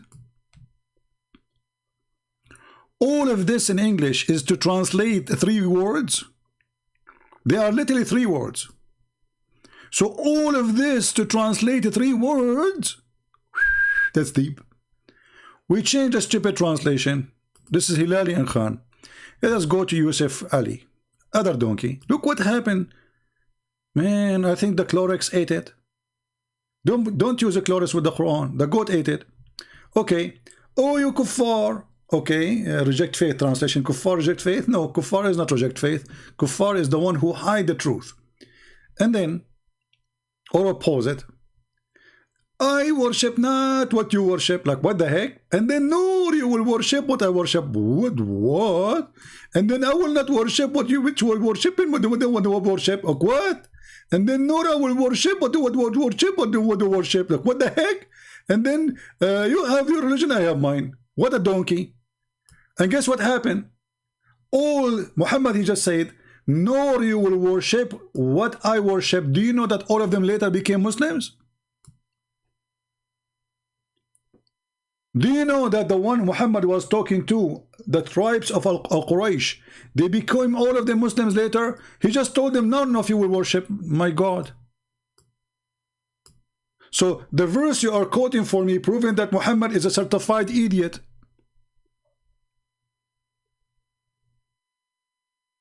What is this guy, Ibrahim? إبراهيم يا إبراهيم إنك لإنسان لئيم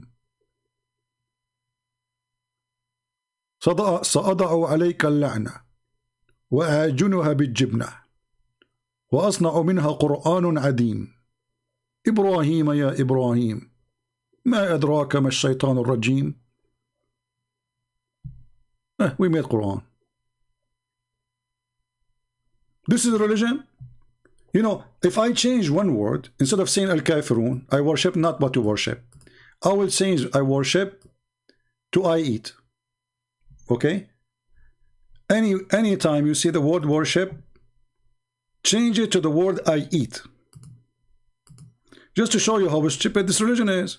So, I will take worship here, and I will use the word eat in the top of it. Capiche?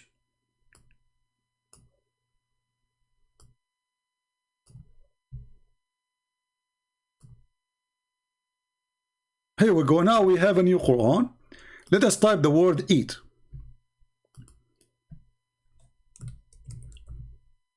Oh, we're typing in Arabic. Let us switch the color. We make it red because Ibrahim, he liked red. This would happen to him if he did not wash dishes at home. Okay. So I will change the word worship with eat. For every word it says worship. And then you will see how stupid this book is. Brother, I eat not what you eat, nor I will eat what I eat, and I will not eat which you have been eating, nor will you eat which I ate. You have your food, I have mine. This is God talking.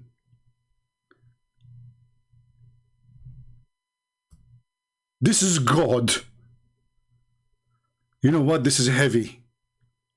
This is literally written by someone is supreme genius. I mean, take a lot of time.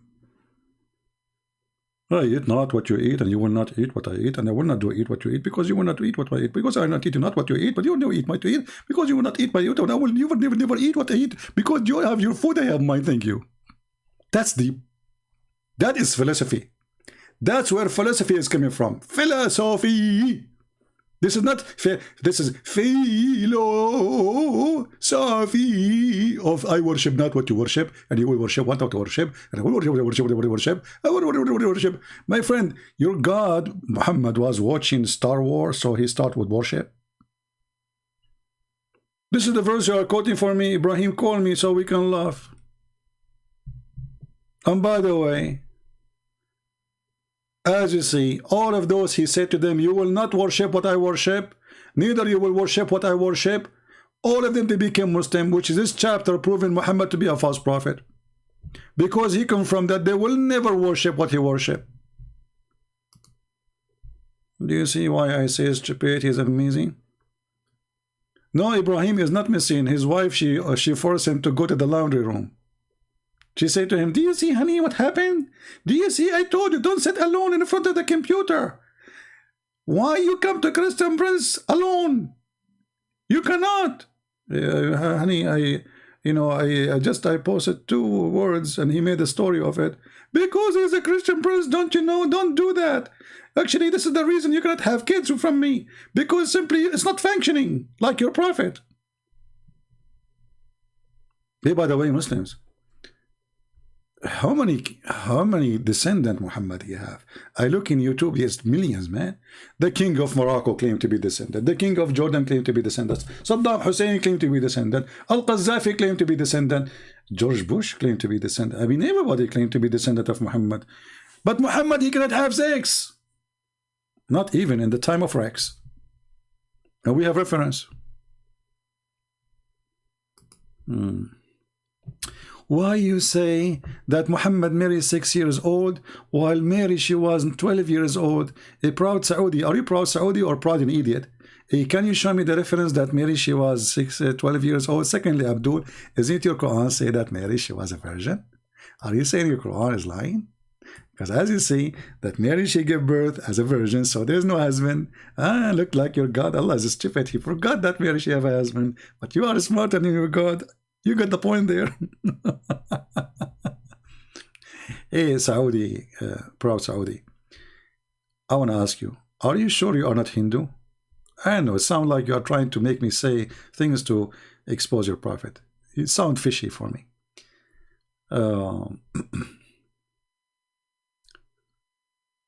Do we have any Abdul?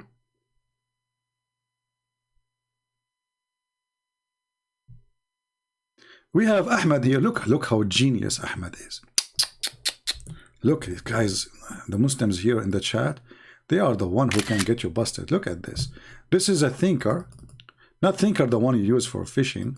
Thinker. You know, he think. When Muhammad and he think, there's something horrible will happen. So you think all your sins are justified because Jesus died? How stupid.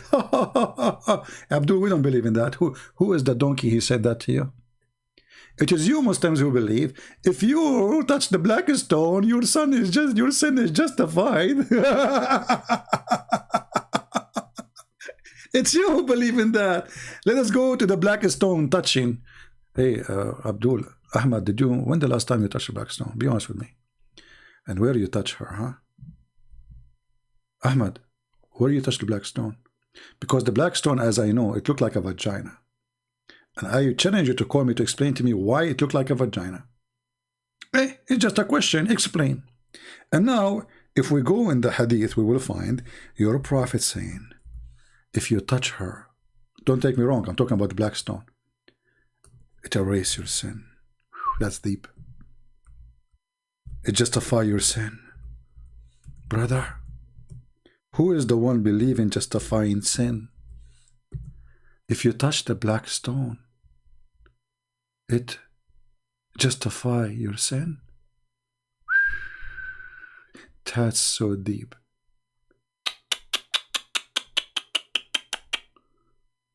Look at this.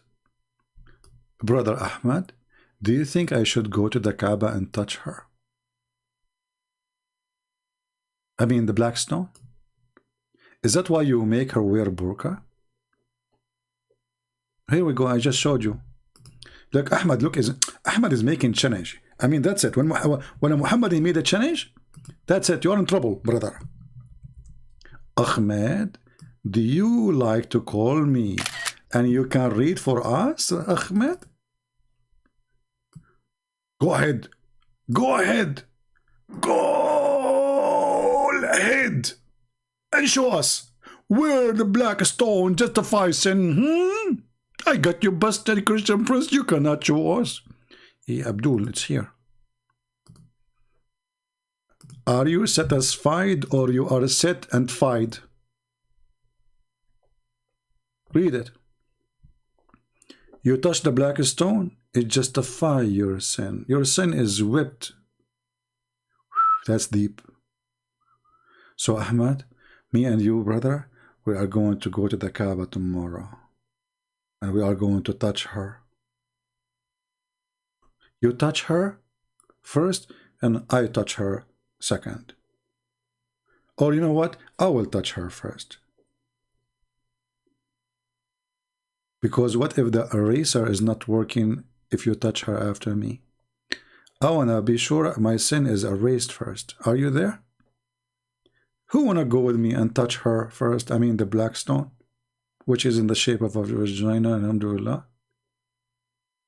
Ahmed, is that your prophet saying so? Now they will say to you, this hadith is da'if. It's not da'if. And even da'if is accepted, by the way. There's two corners in the Kaaba. If you touch them, brother, it erases your sin. Not even justify it. Erase them. It's gone. It's like a shampoo.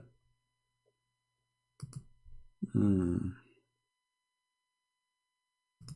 we have any smart Abdul here? You know what? I know I'm asking for much when I say smart Abduls. I take it back. It's like mission impossible. I mean, how in the world I say such a sentence? The Muslim, they might even be offended by saying smart Abdul. Smart and Abdul. And the guy was talking about us being stupid. Why? Because he said that if Jesus died for me, justify my sin. Nowhere in Christianity it says that. You are a liar. This is new religion.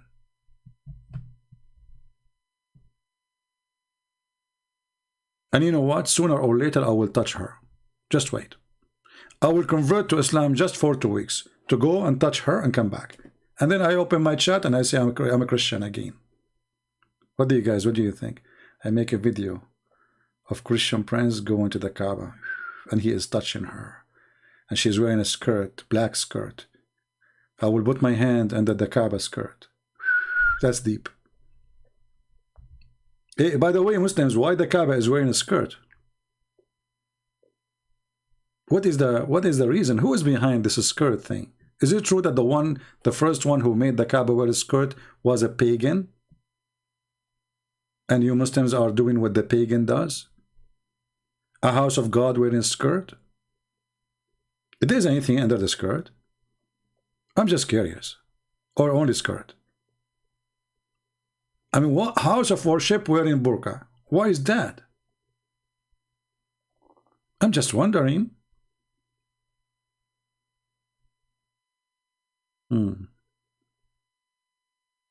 Look at them. And now after I hang up, they will say to you, this guy cannot refute this guy, and he cannot refute that guy, but none of your guys dare to call me. And the one who called me will leave Islam. Here we go. Ask Mr. Muhammad, who used to be duct tape. He is not duct tape no more. Okay, we have a Muslim maybe trying to call it. Let's see.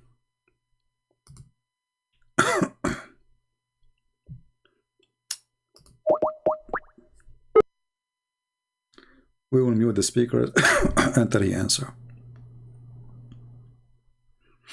So we will not bother you with the sound. Answer, Abdul, answer. Hello? Here we go. He's playing the music for me. Rashid Muhammad playing rap music. That's deep. That's really deep. Mean, you killed the show, brother. Are you going to dance for us too? I heard that your prophet used to do break a dance, and I heard that he is so pretty. It's very pretty. Extremely pretty. All my life I wanted to have a pretty prophet. Man. It's a dream to have finally a prophet who is so pretty.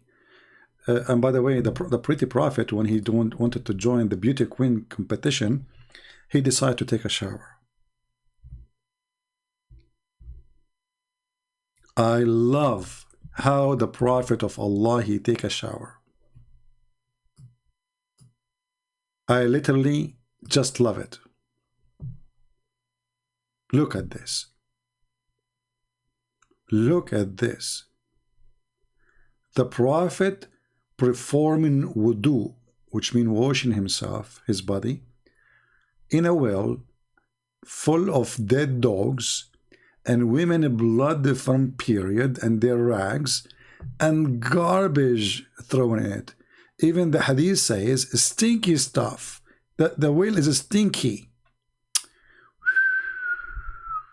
So Muhammad now he jumped in the shower and he is so happy. He grabbed the shampoo. Oh, this is dead meat of a dog. Oh, this is the tail. Ah, this is the testicle of the dog. Ah, this is his penis. Which mean, okay. And now Muhammad is washing his head. La ilaha illallah is talking about jerking off. MashaAllah. You are really a very, very, very, very, very good Muslim. Look at this. Let me show you. You see, here we go, guys. This is a Muslim. La ilaha illallah. Why you don't call me and tell us about jerking off in the house of your prophet, and the wife of your prophet was teaching the guy how to scratch the sperm from his pant? And if I am lying, everybody will laugh at me. Is that fair, guys? Is it true that there's a guy in the house of your prophet was jerking off literally, and then he have a sperm in his pant, and the wife of the prophet was teaching him how to scrub it using his nails. She said, this is how I do it with the prophet.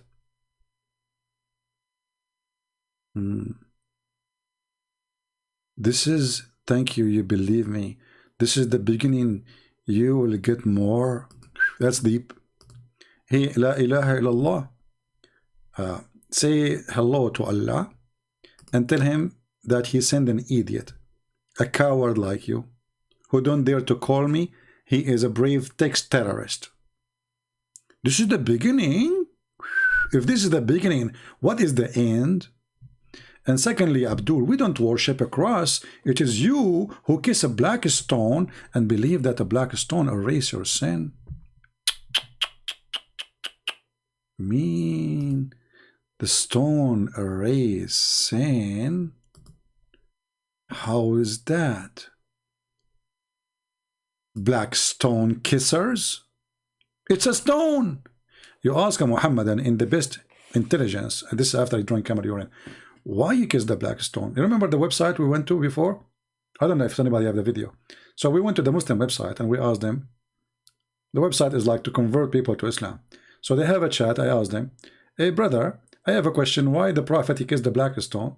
He said because it's holy. You know, he waited like for 3 minutes to answer me. He was thinking, maybe asking for help to answer. And then I said, why it's holy? Then he took his time again and he said, because the prophet kissed it.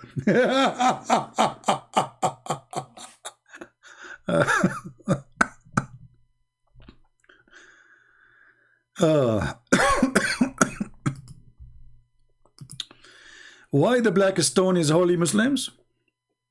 We Muslims are people who worship God. But the black stone, we kiss it. The black stone erases our sin. Any Abdul?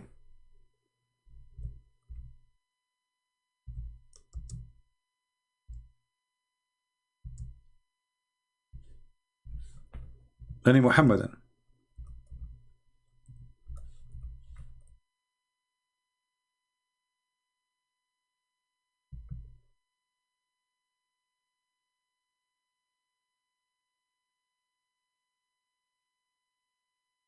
Anyone?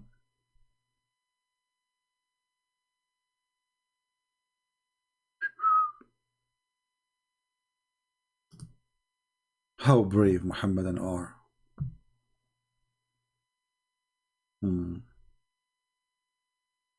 All right. Well, we are very satisfied today, actually.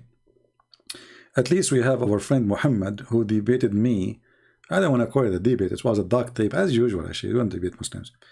Muslims never debate. Muslims try to give excuse for the stupidity of their prophet. But as you see, we are happy for Muhammad. I think I hung up on him at that time, right? When I spoke to him, because I cannot take it no more. I said, okay, bye-bye. This is what I remember. You can correct me if I'm wrong. But today I'm happy that Muhammad, he left Islam and he is out of this garbage.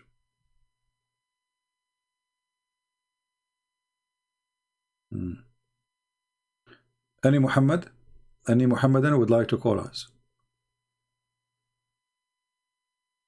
You know, when the Muslims, they say 1.5 billion. By the way, now they are saying 1.6. 2 weeks from now, they will say 2 billion. Just wait. But those numbers are very funny, because if there's 1.5 billion, why Islamic countries are not following Islam? You see, Islamic countries, they claim that they are following Islamic law, but nobody follows Islamic law. The president of Algeria, he go to the mosque. He say Prophet Muhammad is amazing. The king of Morocco, the king of Jordan, all of them. The president of Egypt, you name it. The president, prime minister of Pakistan, the president of Pakistan. You name it. But nobody want to follow Islam. Music is haram. Everybody listen to music. Movies is haram. Everybody watch movies, and not only movies, they watch special movies. You know what I'm talking about. Nobody want to follow Islam, because Islam, Islam, if it's not, Islam is not just a religion you believe. Islam is a government. So when the Muslim refuse to have an Islamic government, that means they are refusing to have Islam. As simple as that. So they have, right now we have 0 Islamic state. The only Islamic state was exists is the state of ISIS. This is what it's called, Islamic State. And the Muslim themselves, they fought it because everybody hates Islam.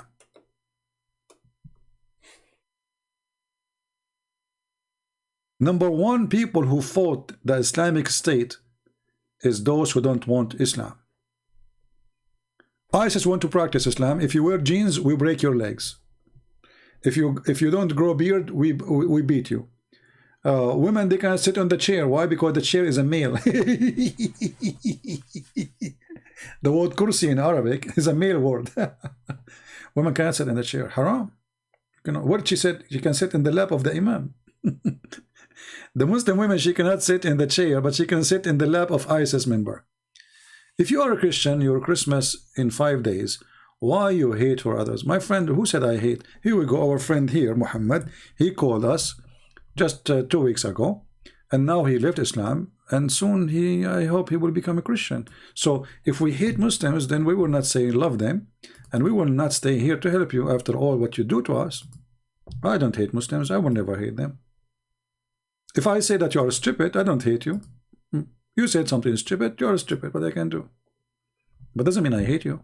I feel sorry for you. And as long as you are talking about hate, Mr. Ibrahim, this is your stupid Quran saying that Allah, He spread hatred in our heart until the day of judgment. So if you are against hate, you should be against the Quran. And you should blame the Quran because your stupid Quran is the one who is the vendor of hate. Here we go. This is the stupid Quran of Muhammad. Chapter 5, verse number 14 says, those who call themselves Christians, we took a covenant from them, forgot good part of it. So what we do? So we string them with enmity and hatred. So here we go. I have 5 days for Christmas, as you said, and Allah is to provide me with hatred, brother. Brother. Maoizi saying Christmas is pagan. My friend, everything is pagan these days, including you. Look at you, you have a picture. Isn't it haram in Islam to have a picture? You are a pagan. They are so deep, but they cannot answer anything about the religion. Christmas is pagan. Why it's pagan? You see, do you know what? Do you know even those people knows what pagan mean? Pagan, if you are worshipping something, is not alive. This is paganism. So, do we worship trees? No. Do we worship Santa Claus? No. So how a Christmas is pagan when this is the day of a Christ? Potato. Genius. Don't get married. Your wife, she will run away with the turtle. I say the turtle because she is, I mean, you trust the turtle to be at home, right? Trust me. If you are the husband, the turtle is good for her. She will live with the turtle.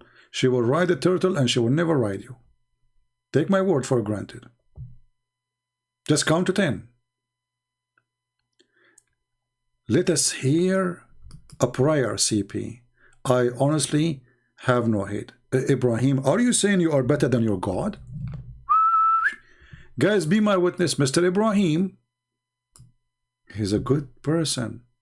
He's not like Allah. Be my witness. Ibrahim, honestly, he have no hate. Allah is full of hate, and He is the hate vendor, Ibrahim. So what we will do now, Ibrahim? I need your help. How we can fight the hate of Allah in the Quran. Chapter 5, verse 14 in front of you. What kind of God He want hatred to be spread between the Christians? According to the Quran, we are the victims of your God hatred. He is the one who made us people of hate. Do you have anything to say? Do you like to call me Mr. Ibrahim? We can start. We can have a new start, me and you. You sound like an intelligent man. I like intelligent people. By the way, I was number 1 in my classroom. I'm telling you, in mathematics, geography, everything. But I did not tell you that I was the only student, you know, by the way. Yeah. But this reminds me of the Quran. where Allah, he says he is the best of the creators, sorry. But supposedly he was the only one in the classroom. I mean, he is the only creator, isn't he? How he is the only creator and he says, I am the best of the creators? Is that a fraud? Allah gets certification, he is the best of the creators in a school. There's no student in it except him. That's deep.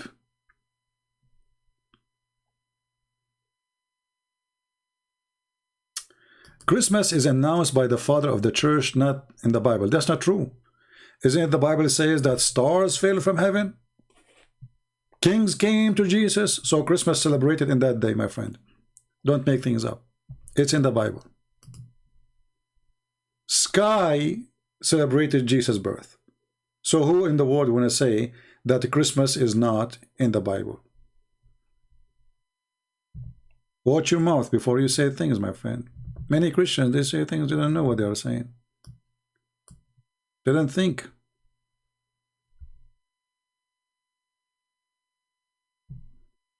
So do we have any Abdul? Actually, yeah, I was the best to Karina. She is, by the way, Karina, she was the principal of the school. I'm telling you, she was there. And she can witness for that day. I was the best in the classroom. All right? And not only that, actually. I don't talk about myself. You see, the Muslim, they talk about Muhammad, how handsome he is, I've been offered a job like me and Prophet Muhammad in the same day. In the same day. Both of us, they offer us a job to do striptease and blind club. Like there's women blind, they are blind. So we received the same day invitation to work in the striptease club. Me and Prophet Muhammad. Me, I was so shy. Prophet Muhammad, he accepted. And right now he's busy. Unbelievable. So good to be true. It is true, brother. Allah is the best of the creators. That's deep. Hey, Muslims, was he the best of the creators? Was he, or this is stupid? Was he?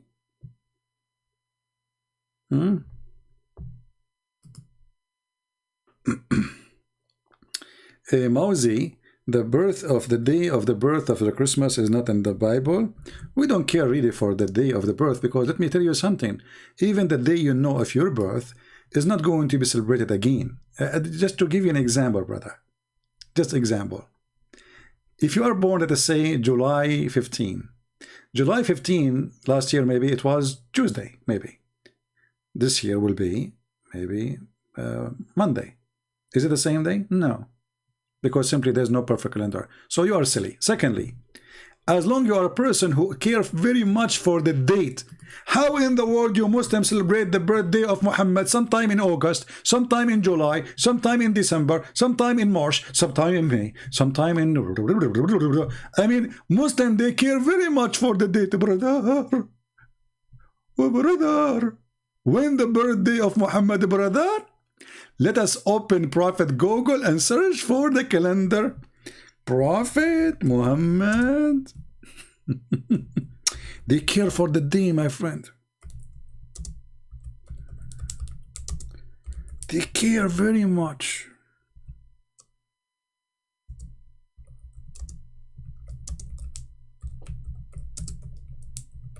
Let us look. Let us take a look, brother.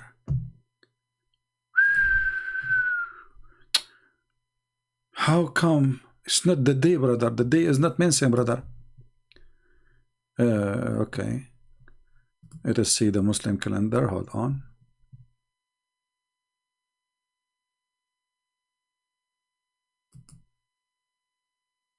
Okay.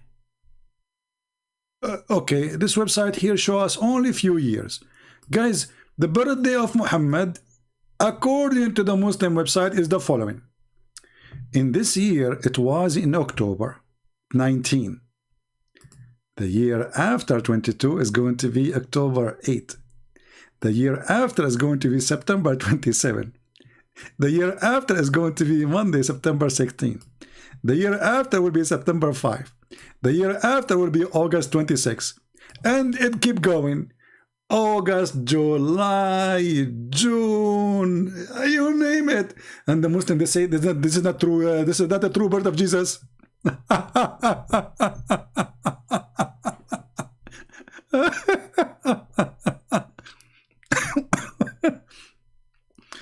Do you see why they don't dare to debate me? Because we can get them busted in the speed of light. They are no match. They are so slow with their brain, like a turtle.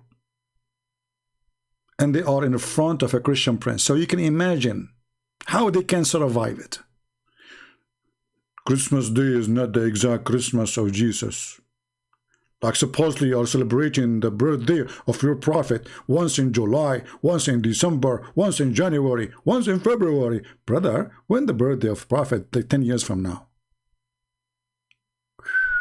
That's deep. Hey prophet, last time we celebrate your birthday, it was so cold in December, and today it's July. How you move your birthday 6 months, because I'm Prophet Muhammad, I'm very flexible. Unbelievable. I love the Chinese when they said he lived as a donkey, never come back as a horse. I mean, it was a statement for truth. You cannot make a donkey a horse. That's impossible. Right? I mean, can't you come with something better? But anyway, let us talk about something smart. Let us talk about something smart. I want to teach you something smart before I go. Because, the smart is Muhammad. Look at this. Look at this. This is when Allah, he was looking at his creation. He is the best of the creators. We made the nutfa, the sperm, the semen, into a dead blood. Brother, Allah, first he made the semen. This is semen. This is semen. Oh, hold on. We have to make the semen in different color.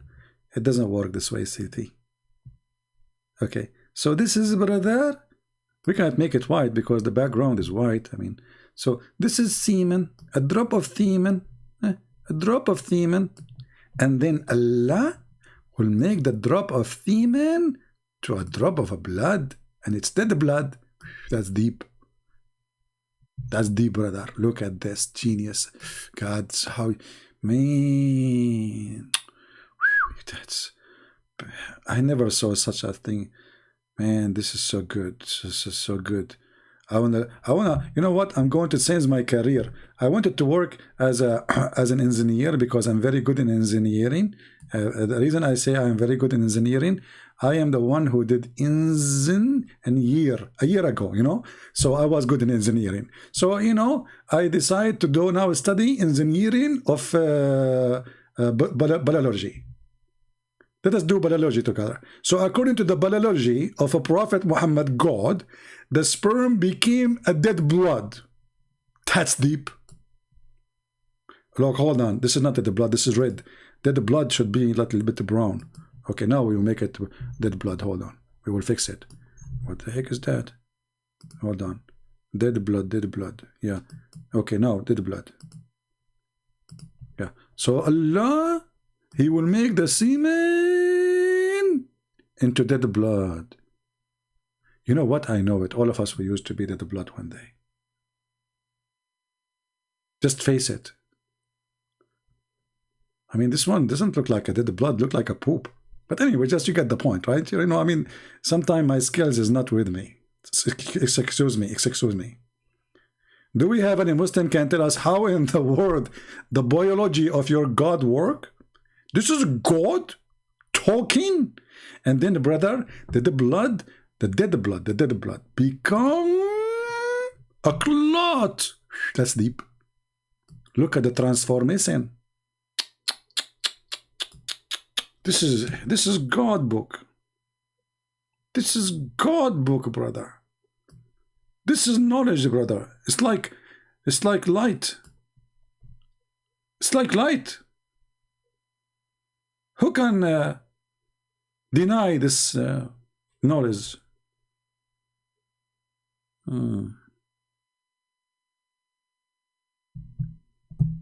And Abdul.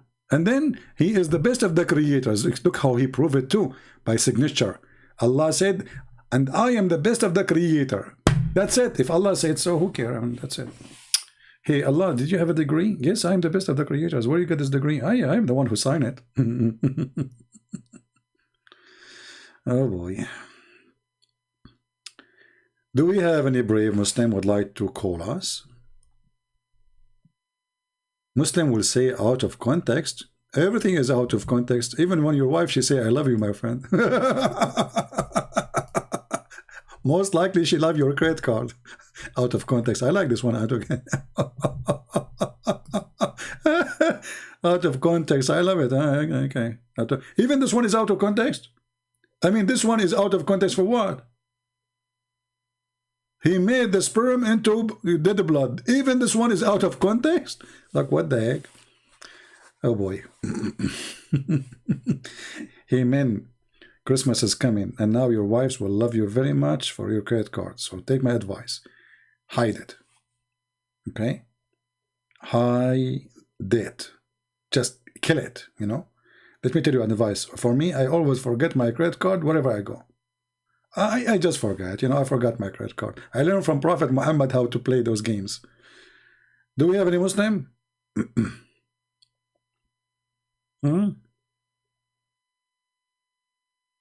Hey guys, what are you buying for your wives for the holiday?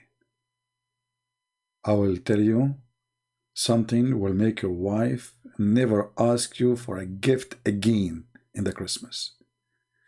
Print that page, hear this verse, and put it in the front of her face. Like, put it in a box. Like, you know, like you frame it, you know. Let me explain to you, because most of you are naive in framing, you know. Here, we are Middle Eastern. We do a lot of framing, brother. We are the best framers ever. Okay, so, brother, you take this. Hey, what is this? Hey, not fill. We don't want fill. Yeah, we take this, brother, and you frame it. Brother, your wife, and you say to her, this is my Christmas gift. I promised Allah to give you this gift for the rest of my life. Trust me, she will never ask you for a gift again. Take my advice for granted. Look at this. Don't forget to frame it, okay? And try to frame it more than once. Like, don't be cheap with the ink, because it's one-time deal, you know. Frame it. Like, look at this, and bring it to her. Says, look how beautiful this is. Look how it is, you know. And then every Christmas you give her this verse. I'm afraid if you listen to my advice, you will get divorced, by the way. Disclaimer. Oh, hold on. Did I say disclaimer? Do you know that Allah, He made a disclaimer in the Quran? Look at this. Look, let me show you. And as long as we're talking about divorce, why remember disclaimer now? Allah, He sent two angels. One, his name is Harut, and the other one, his name is Marut. What? Yes, brother, yes. Harut wa Marut wa ma adraka ma Harut. And those two angels, they open a school for Harry Potter. However, brother, this school is to teach magic. But guess what? Before they teach you magic, you have to sign a disclaimer. Yes, brother. And they will teach you how to make a wife and husband fight. Then after you sign the disclaimer, they will teach you.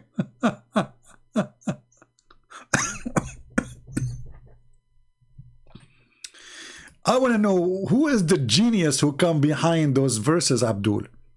This is God talking.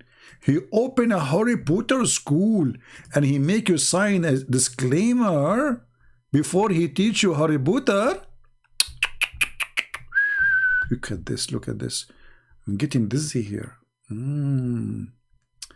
So, but the evil ones is teaching magic. Ooh. Jagawoon, jagawoo. Magic for you. And such a thing come down in the Babylon to the angels Harut and Marut. Takatut, takatut, takatut. But neither of those taught anyone such a thing without saying, we are only a trial. Disclaimer, disclaimer. So don't do blasphemy. They learn from them the mean to sow discord between a man and the wife. That's deep. God who opened Harry Potter school, and look how noble the purpose of this school, to make the husband and the wife fight. Who opened the school? Allah. Muslims, Allah is fixing the society. He is so excited to help your marriage. He sent 2 angels downstairs to where? In the Babylon tower. Babylon. And they open a school.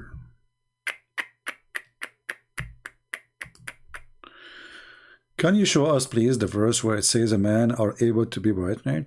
There's no verse. This is a hadith. Muhammad, he said, إذا اشتهى المسلم الولد في الجنة. This is deep. If Abdul, he wished to have a baby in heaven, he will carry it and he will deliver it in within an hour.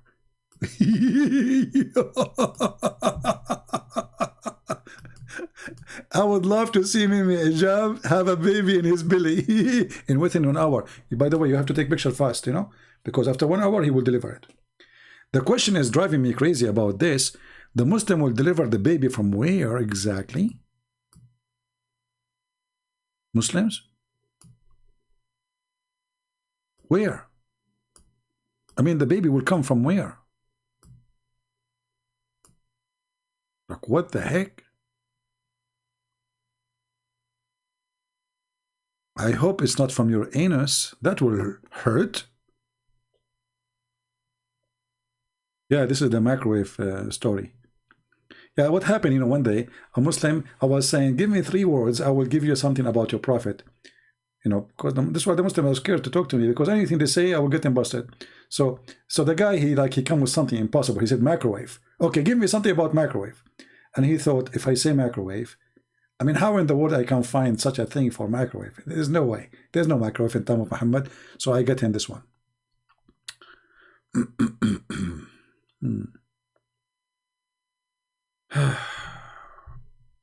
Do we have any Abdul?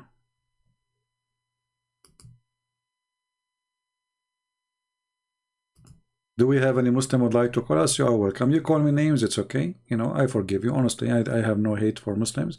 We love them. We would like to help them. But Islam is a scam, as you say. What is this? What is this? The God of tits. Brothers and sisters. Oh, sorry, forget about sisters. If you believe in Allah,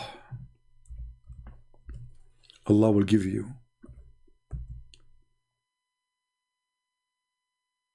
big tits to play with them. That must be from God. That only God words. You know, there is no way a human being can say such a thing. This must be godly teaching. And you know, for me personally, I'm scared of those tits, man. I mean, what if this woman, she hit you with one of them? Did you watch this comedy movie, the woman that Al-Qaddafi, when the woman, she broke like a board with her tits? She's the bodyguard of Al-Qaddafi. Did you see the movie? What's called? The Dictator movie, The Dictator. The bodyguard of Al-Qaddafi, she have big tits. She hold her tit and she hit the board and she broke it. So imagine how big those are. Way bigger, you know, those are really big. So, and she hit you with them. I mean, that's it, bye-bye. You made this woman angry, they will hit you with their tits, because this is the only weapon they have. And this is not a concealed weapon, by the way. I mean, you cannot conceal it. Sorry. Unbelievable. All my life, I'm dreaming to have a true God who promised me true, you know, things true, like you can hold in your hands. Yeah, I mean, big, but those even hands cannot fit with them. You know, they are so big, you know. I mean, am I talking to myself? I did sound like it, you know. Yeah, I'm Prophet Muhammad. Oh, Jibril is talking to me. Hold on. Jibril, you know, by the way, the hadith says that the Muslim woman in heaven, her ass will be 1 mile.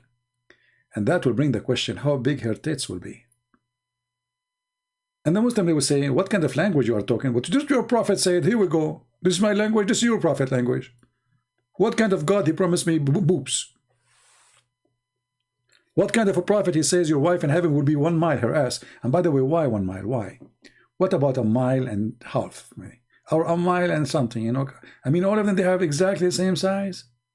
All of them, they will have 1 mile. How boring. All of them.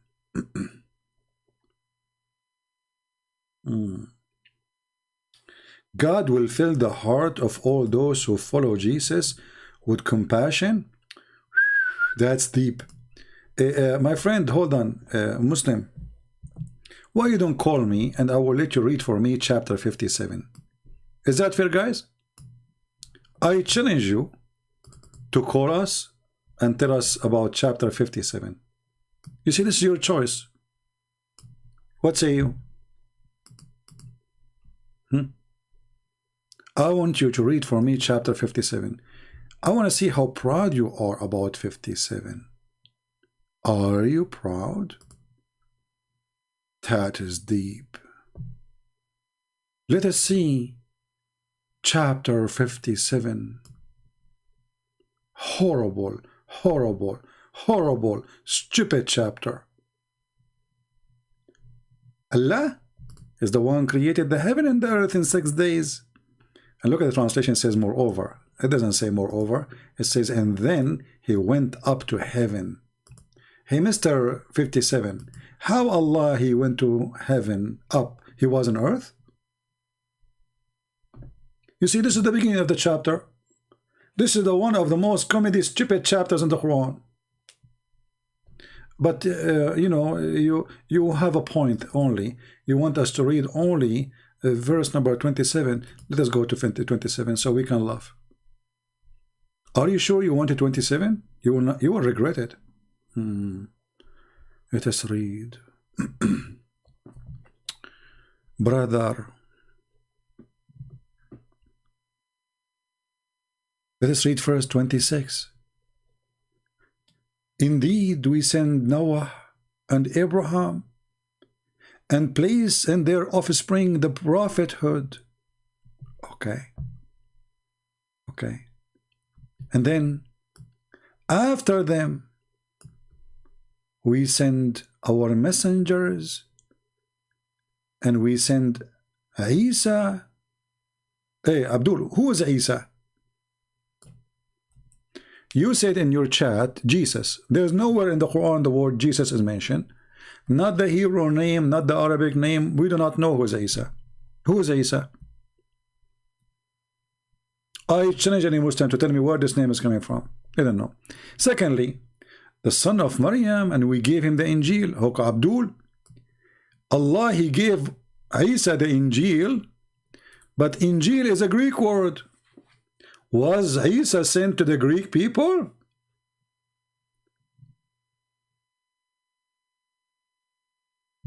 Any Abdul? Was Isa sent to the Greek people?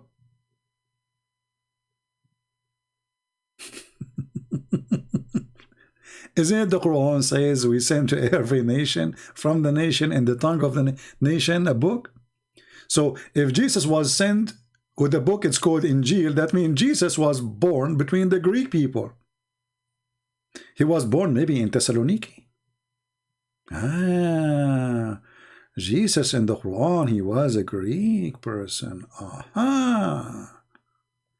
You know what? I'm so glad that the Quran did not choose the word calamari. But I will not be surprised if Muhammad heard the word calamari, he will put it there. Hey Muslim, what the word Injil mean? Not a single Muslim he knew, including their prophet. Because he's a thief. He heard the Christians saying Injil, he put Injil on the Quran. And Abdul? And then he continues saying, and we put in the heart of those who follow him mercy and compassion. Okay, hold on. So how we can compare between this one and this one, brother? Allah, he put compassion in the heart of those who follow Jesus? What is this then? Injil is a Greek word, is not an Aramaic.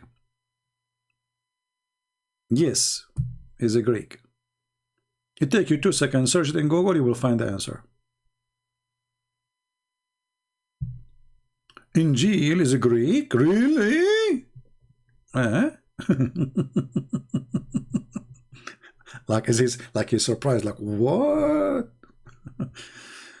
He should be an actor. Any Abdul?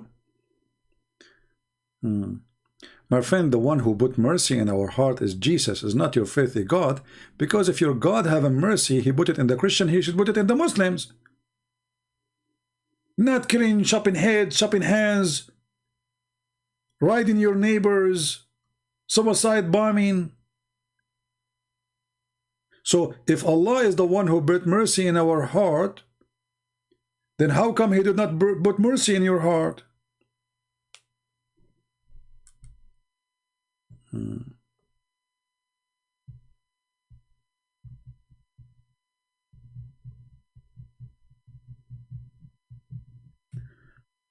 Okay, Mr. Ashok, you are welcome, my friend. Good to have you. Do we have any Abdul would like to dare to call me?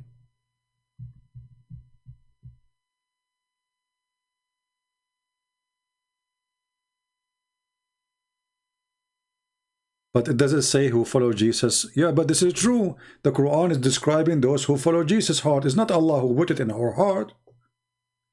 Those who follow Jesus are merciful. They are loving people. Isn't it Jesus says, love your enemy? If Jesus is the one who said, love your enemy, why we cannot find in the Quran anything except revenge?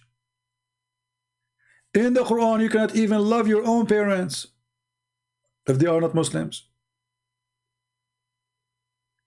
So the thief Muhammad, he took the compassion we have, the mercy we have, claiming that Allah is the one who gave it to us. If Allah is the one who gave it to us, then he should give it to you. Was Muhammad merciful when he crucified people, cut their hands, when he put nails in their eyes? Let us say, for the sake of argument, a person, he commit a crime, why you put nails in his eyes? Why you do that? Why you torture? Let us say a person, he deserved to be executed.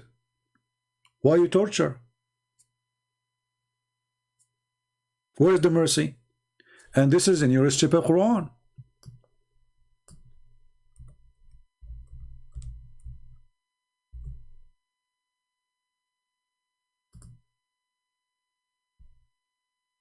Where is the mercy, God? There's a story of a person, he stole. He stole an egg or something like that. Muhammad, he told them, execute him right away. They said, Prophet, he just stole, he did not kill. The punishment of stealing is cut his hand or his foot.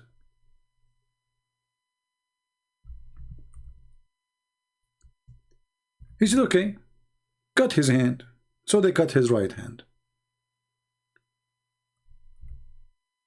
The guy, they brought him again second time.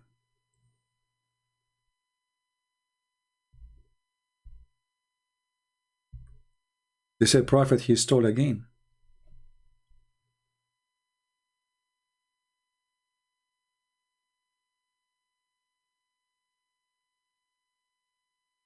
He said, okay, cut his hand, cut his foot this time, the opposite direction as the Quran is saying. So now they cut his right hand and his left foot. The guy he stole for the third time. Don't ask how, this is what they say. They brought him again. So now they cut his left hand. So now he have 2 hands is gone and 1 foot is gone. He stole for the first time. Muslims, how somebody have no hands, he can steal?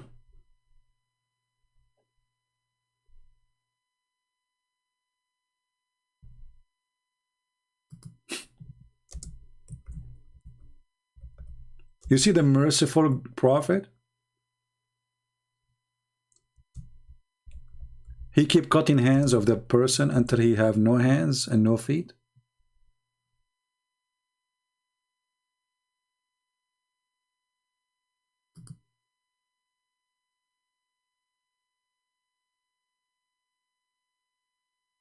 And the story does not make sense for a second, because the person, he don't have hands anymore. How he can steal?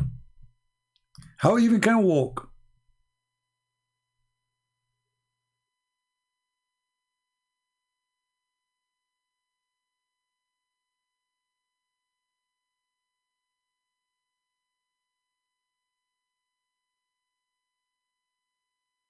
When we say Islam is just a stupid religion, we mean it.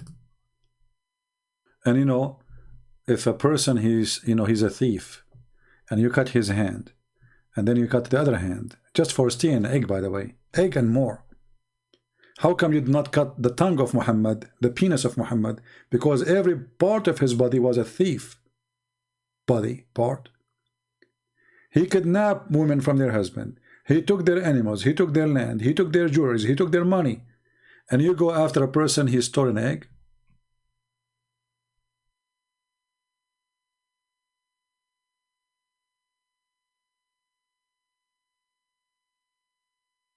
Where is hate in the Quran? Show me. What this guy talking about? So we just showed you, my friend Ibrahim. You were drunk or what? I showed you many times. Here we go. Where is hate in the Quran? Show me. Where is hate in the Quran? Show me.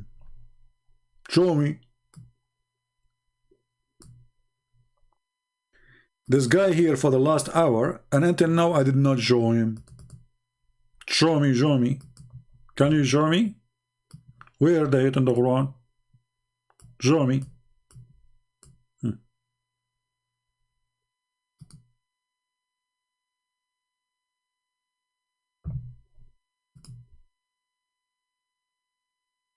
Okay, guys, all those who follow Jesus will be superior.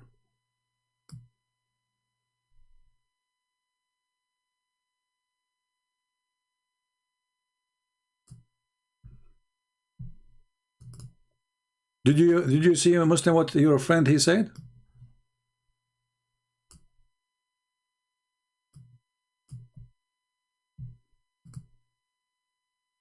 All those who follow Jesus will be superior. Okay. But how you can follow Jesus if you're Muslim, you claim that the book of Jesus is gone? How stupid is that? Secondly, the Quran confirms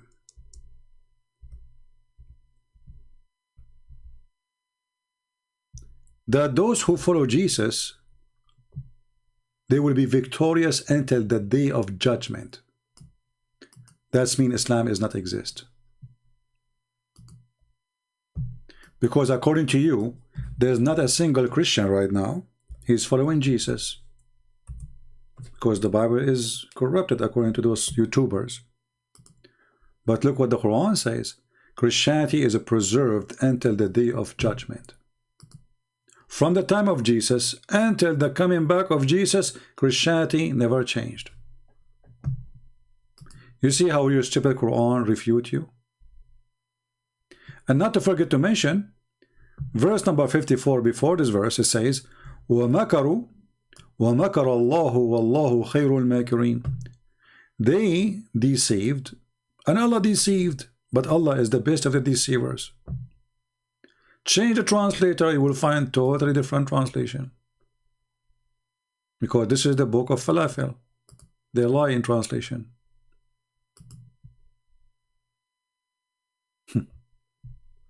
So you see, the one who followed Jesus from the time of Jesus to the end of the time, they will be victorious. So how Christianity will be corrupted?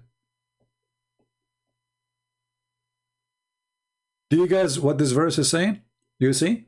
This verse saying clearly that the Christianity cannot be changed, and it is preserved from the time of Jesus until the day of judgment. Because how those who follow Jesus from now until the time of judgment, they will be victorious.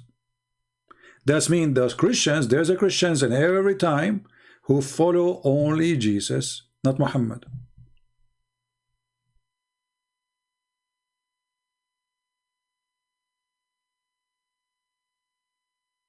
And not to forget to mention here, the Quran saying, just to show you the stupidity of this book, you see when the Muslims translate, they are officially, they have no dignity. Look, Lord Jesus, I'm gathering thee. What do you mean gathering thee? Allah is gathering Jesus. Why? He was like a dry bread. He was pieces. Gathering thee. What gathering thee mean? In Arabic it says mutawafika. Mutawafika mean I'm going to cause your death. The false translation saying I'm gathering thee. Like what the heck? Change the translator, you will find totally different meaning, different words. Gathering thee. Look, we just changed the translation. Look in here. Gathering thee is terminated by I terminate your life. And look, guys, do you see what happened here in this verse?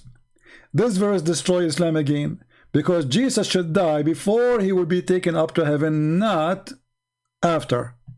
Do you see it? This is the Muslim translation, not my translation. I'm terminating your life and then raising you up to me. So Jesus, the Muslim, they claim that Jesus never died. Allah took him to heaven and he was still alive since then. The Quran say different. Stupid Muhammad. That's why we say he left as a donkey, never come back as a horse.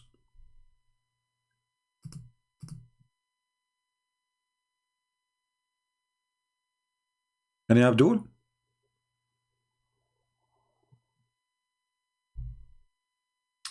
You are an atheist? A Merry Christmas, my friend.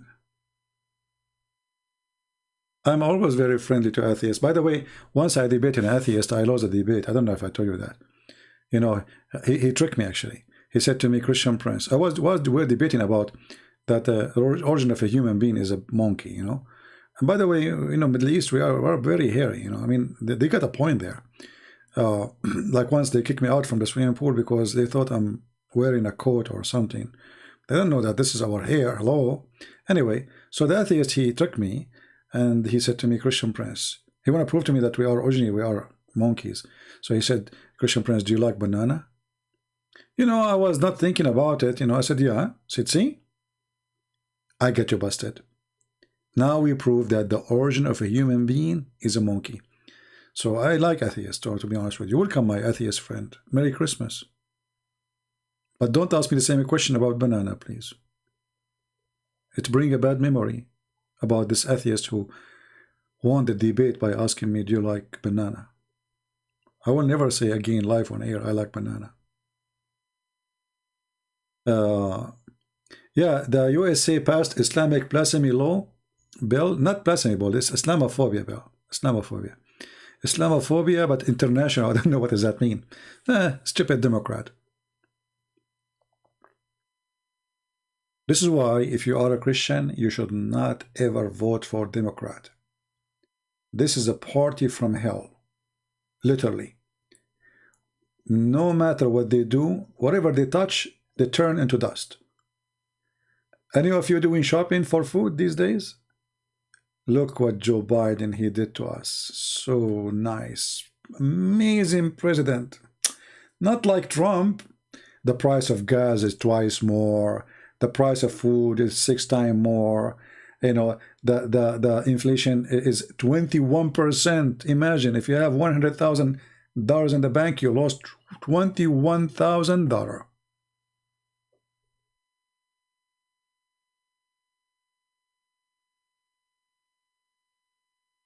A Christian who votes for Democrat, he is no Christian. I say that to you loud and clear. Because you are voting for a party which is killing babies. Voting for party is Antichrist with no question.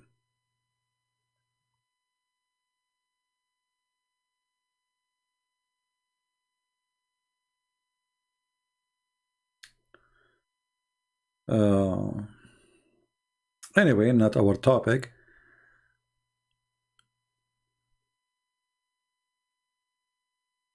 Yeah, you can't be Christian and you vote for Democrat. You know, if you claim to be a Christian and you vote Democrat, you are lying to yourself. How you vote for people who vote for the abortion? I mean, everything they stand for is against Christianity. Everything. They support Islam. They support Muhammad. They just made a law to encounter Islamophobia international.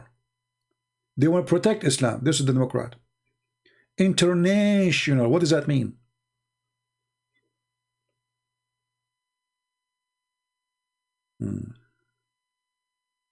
No, actually, I lost the debate many times, you know. Like once, I was debating myself. That was very hard. And then, like I said to myself, like I asked myself a very hard question, you know. And the question was, who is the father of Muhammad? You know. So I felt like there's birds around my head, you know, first, like. And after like birds, they went like 27 hours, you know, because at that time the day was 27 hours, not like now. Now, you know, after tax, you know, to 24. Thanks to Biden. So anyway, the bird, they were going around my head, and like I got dizzy and I faint, you know. So I lost, like I could not answer the question, who is the father of Muhammad? Because he was born 4 years after his father's death. I want any Muslim to tell me until now, I'm trying to find out how in the world this guy was born 4 years after his father's death. That's a miracle. You know. That's why the Muslims, if you go to their website, they will say, it will say to you that a woman, she can carry a child for unlimited time. Now, depend on the sect, you know. But they start with 2 years, and then 3 years, 4 years, 5 years, 6 years.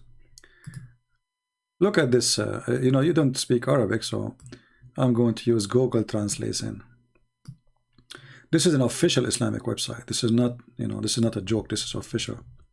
So the question here, how long a woman she can be waiting for her child? Translate to English. How long she can stay like this? How long? Listen to the answer.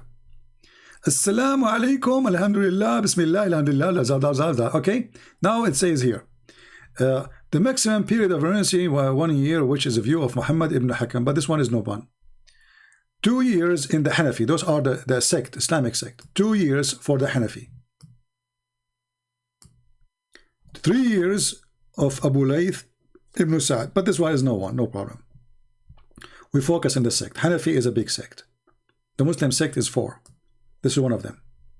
Then Hanbali, Shafi'i and Hanbali, and the most popular view, they believe that it can be up to 4 years. And then the list continue. And according to Imam Malik, it can be 5 years. Man. And then according to Al-Zuhri and Malik, 6 years. We are getting deep now. And then according to the authority of etc., etc., it is 7 years. And according to the rest of the scholars, there's no limit.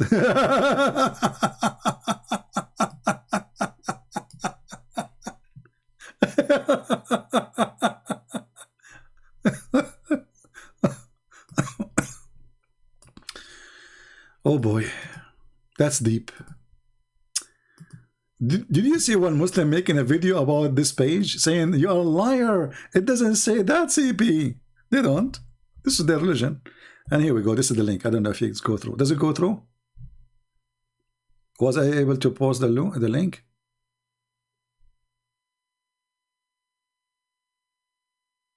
Did you guys see the link I posted about the website? I don't know if you saw it. Because sometimes YouTube don't let it go if it's too long. Yeah, imagine you divorced your wife 20 years ago, and then she called you.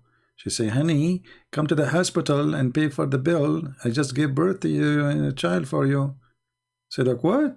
What did I divorced you 20 years ago? Said, honey, it's a Sharia law, brother. There's a woman, I think it was in Sudan, when they were practicing the Sharia law in the time of the previous perverted president. So she gave birth a year and a half after her husband passed away. So people accuse her of fornication, and this is supposedly a punishment, punished with death punishment, or at least because now she is not married, to be whipped 100 times.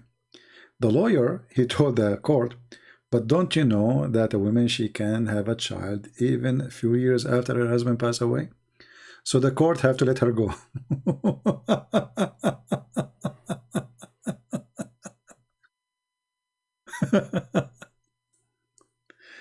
Oh boy. Yeah, you know what? Maybe the women they hide the sperm there. I think they have shelves inside them. Like women, when they marry you, you know, they think about the future.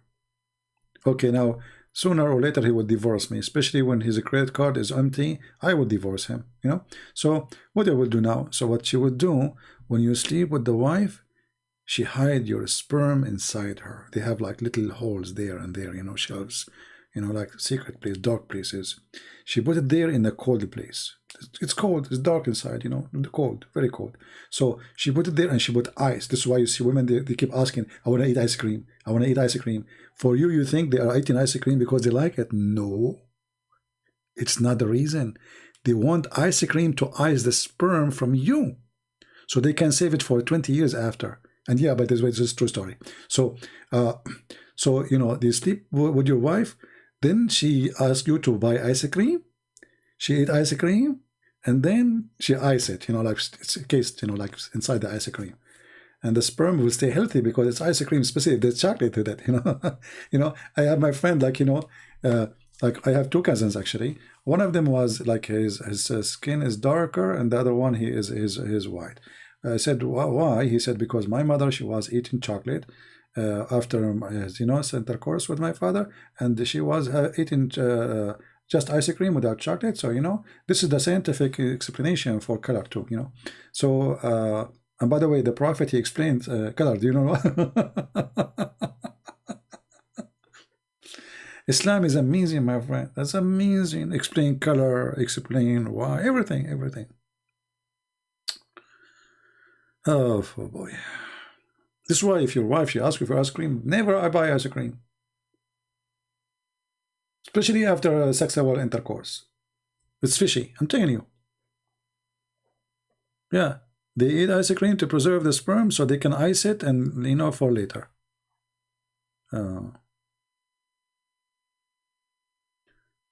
Do we have any Abdul?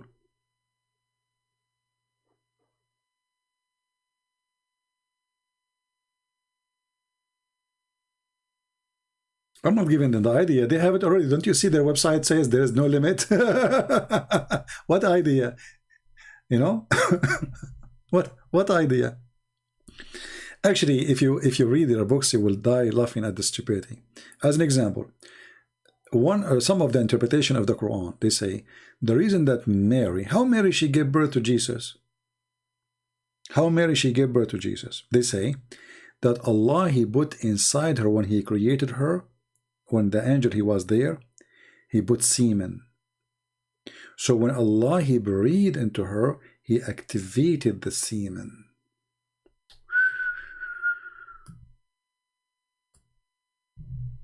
That's deep. Who can fight that? Nobody.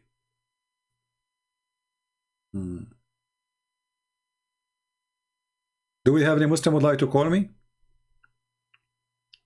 Hey Christian, do you notice that they don't dare to call me? Do you notice? Do you see how amazing the knowledge is? When you have knowledge, you smash this cult. They don't dare even to talk to you.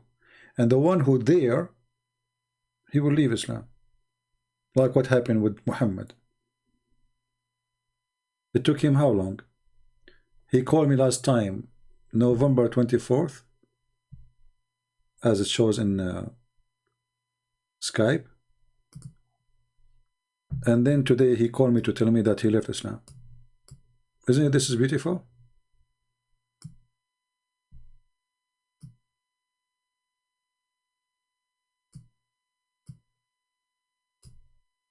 The one who called, he will leave it.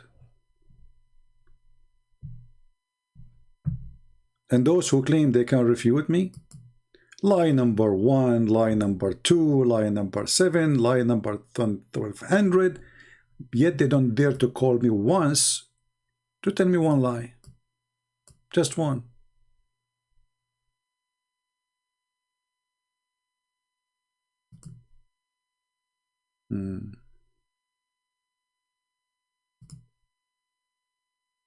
Any Abdul? But you know, at the end of the day, Muslims call us or not, I'm happy to see Christians learning a lot. We, you know, I'm not exaggerating, I say, this is the best school to teach Christians how to get Islam busted. Not how to refute only, how to get Islam busted. In every live season we do nothing but we bust their lies with no mercy. And the same lies they bring to me, they will bring to you. Right? So, you know, like when I started doing what I'm doing, there was very little knowledge about this garbage, which is called Islam. But now, thank God, we were able to spread a lot of, you know, I mean, my book's translated almost to every language in the world. You know, we have few languages left, major languages. We have my books in Indonesian, Russian, Malaysia, Albanian, Croatian, German, French, English. I mean, you name it. You know, there's what I don't know what is left. And we have the book in Persian. Soon I will publish too, which means even Persian people, Afghani people, they can read my books. And this one I will give it for free too. So what was before is not exist no more. My books alone is enough to destroy any claim about this garbage. It's called Islam. But in the same time, what we did here by doing this live broadcast, we teach you the skills how to corner liars. Because remember, when you debate Muhammadan, you are not debating them. There's no debate in the debate. It's like chasing a professional liar. You see, normally, when you debate somebody about his belief, he will tell you his belief. That will be easy. I tell you my belief, you tell me your belief. But Muslims don't do that. Muslims, they deny their belief in order to make a point. And one of the biggest proof, you know, remember when Mimi, he was debating with this David Wood, you know, whatever he says to him, he denied it. He just denied it. He don't say it, you know, he denied it. And David, because he don't have the skills to corner him, there was no debate. It was a mockery. So you need to remember that when you debate with them, you are not debating. You are chasing a liar. And the skills of debating a Muslim is not the skills of debating as much. It is the skills how to get him busted with his lies.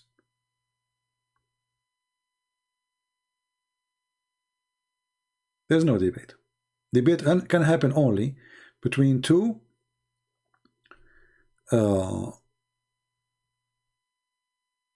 decent people who say their belief. As simple as that. But Muslims, they deny everything in their books.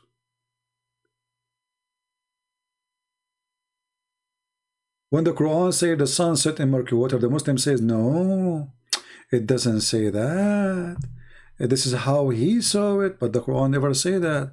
The Quran did not say it appeared to him. Can't Allah add the word it appeared to him? And you know what? How stupid it is to even to say that word. So in order to protect their cult, they have to lie. And today we have Christians from around the world. They are very well trained to refute this garbage, Muhammad. Now, for sure, not everybody have the skills of debating, because debate is not something just by having knowledge you can do it. You know, you have to be a very fast thinking person, and you have to have a very sharp memory and sharp. Let us say you have to connect the dots so fast, because the guy just talking to you, this is live, and we do not know even the topic. You see, this is why usually people, when they want to say a debate, what they do, they say we will debate about this topic and this topic only, right? So both of them, they go and print like 1,000 lines from the internet, put it in front of them in the computer, and this is a debate. This is not a debate. Debate is you don't know what you will tell me, and I do not know what you don't know what I will tell you. That is really a debate between people who have knowledge. People who ask for a topic in advance of a month. Anyone can go print from the internet 1,000 questions, 1,000 answer, and he go for such a debate, right? But a true debate is the one, call me, don't tell me the question. I mean, have you ever heard you go to an exam and the teacher, he tell you that the questions and the answers before you go? So this is what they do when they say, we are going to choose a topic. A true debate should not have a topic. The topic is Islam. That's it. It's not jihad, it's not, it's a topic is Islam. You don't know what you will say to me, I do not know what you will say to me. Right?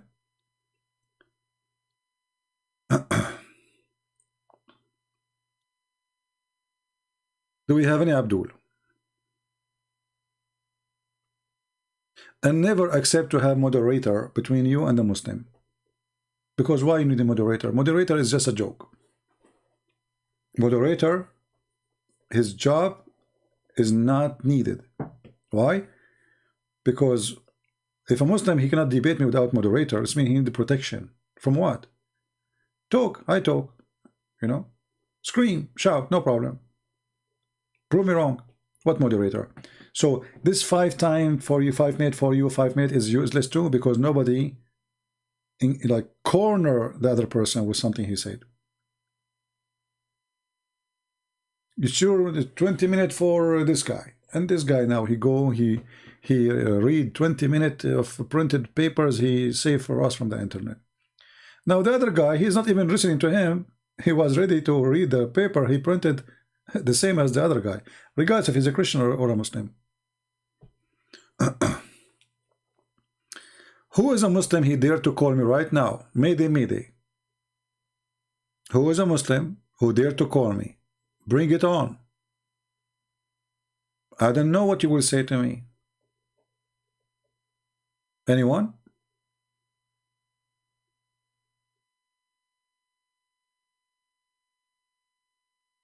We do not need a moderator to favor any corner. You know, the moderator, there is no need for it. You know, I will give you an example. Like when David Wood, he brought a guy, his name is Sheikh Othman. Sheikh Othman, don't forget his name. But not Osman, the fat boy, other one. And then supposedly he would debate with Sam Shamoun. What David would he do? He gave the microphone for this guy, 20 minutes, 15 minutes for you, right? The guy, he asked 1,000 questions before the debate started, and the topic of the debate is not even there. So here you see a weak moderator. He didn't say to him, stop, this is not even the topic. I mean, why you agree about a topic, and then suddenly there's no topic? So they are not fit. They don't know how to debate. They don't know how to make a debate. They don't know how to moderate a debate. And even some of them, they just want to bring a guest just to keep their channel busy. It doesn't matter what happened there. And then 15, 20 minutes for this guy, he make a million accusation for the Bible, and now they give the mic to Sam Shamoun. So now Sam Shamoun, everything was in his head is gone, because now he have to answer all those 20,000 accusations. It doesn't work this way. Just make one claim, give the mic to the other person, let him refute it, get you busted. The Muslim guy was reading an internet article. David Wood is a good moderator, is the worst moderator. He always side with the Muslims. He let the Muslim get away with all the lies he say, and the debate end with no point. David Wood only is good in making short videos. He is horrible in debate. He is horrible as a moderator, and this is the only thing he can do, really. Short videos. He can make a very nice short videos. Debate? No. I cannot make a short video. He can. You know, for me, short video is like an hour or so, you know. And the reason I cannot make a short video, because if I start talking about a topic, I have to cover it with all, let us say, reference, which will cover every possible question later. So I don't leave you with the questions later to think about it. I just give you all the answers.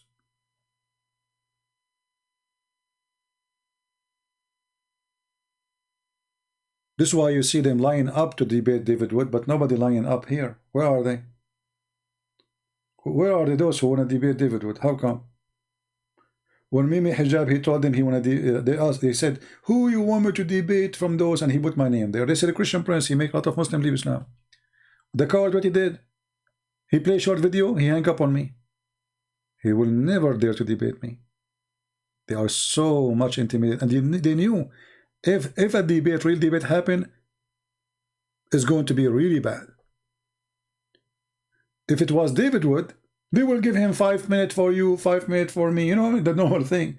But because it's Christian Prince, we cannot let him talk 5 minutes. We have to make a 30-second maximum. Hang up on him.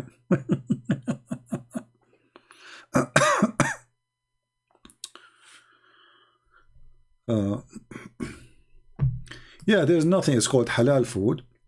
Halal food is a lie. It's not exist, because the food of the Christians and the Jews, even pork is not forbidden. But as long the food of the Christians and the Jews is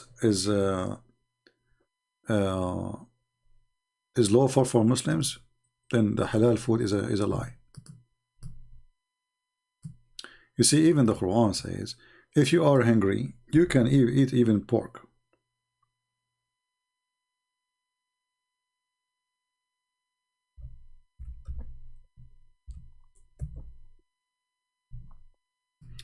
Isn't it Muhammad, he ate from the dish or the food the Jewish woman she cooked, and she put poison for him, right?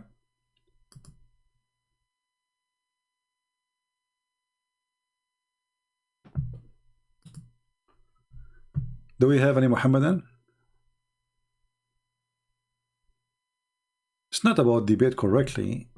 A Muslim, he cannot debate. Nothing wrong. It's called correctly and not correctly. The Muslim, they have their own logic. You know, when Mimi Hijab was talking to this guy Borat, he said to him, the Quran says, if this book is other than God, you will have a contradiction, right? Then Borat, he said to him, well, I have a phone book, have no contradiction, but it's not made by God, right? So there is a line of stupidity. They are stuck with it, and they want somebody, they need somebody to put them in their place with their stupidity, not somebody give them 5 minutes of talk, and when you take your microphone you say nothing. So look what happened. This guy, they brought him to supposedly to fight Christianity. They are hoping that he will help them. So the Quran says, if this book is made by other than Allah, then you will have a contradiction. Very fast, easy answer.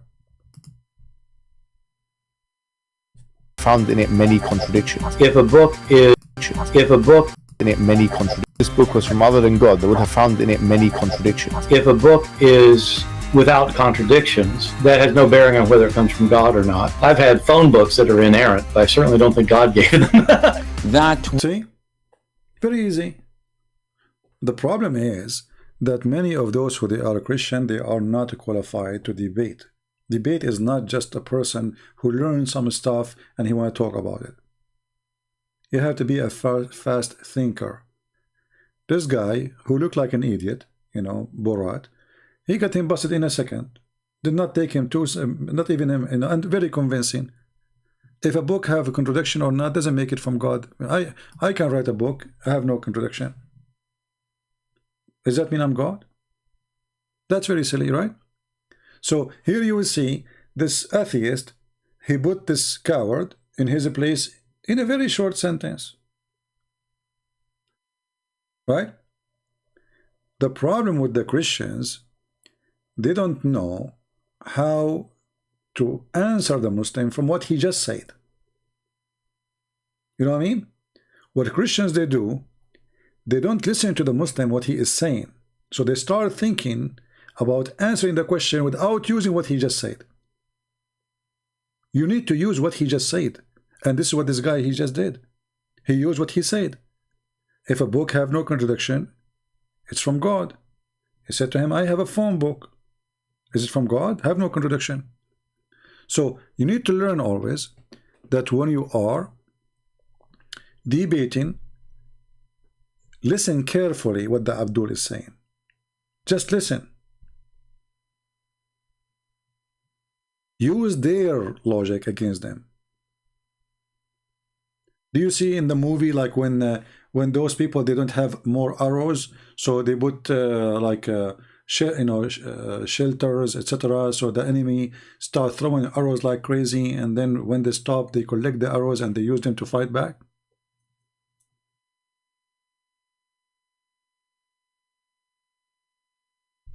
This is what you need to do. Listen to their stupidity, you know, because when they say to you things against Christianity, they are being stupid. Literally. Any accusation against Christianity is the accusation itself can be your best weapon. And it's what we do every day. Every time a Muslim he says something in the chat, because they are not calling, I put it in the screen, right? And suddenly what was accusation became a joke against Islam, right? How we do that? You remember? We are refreshing your memory.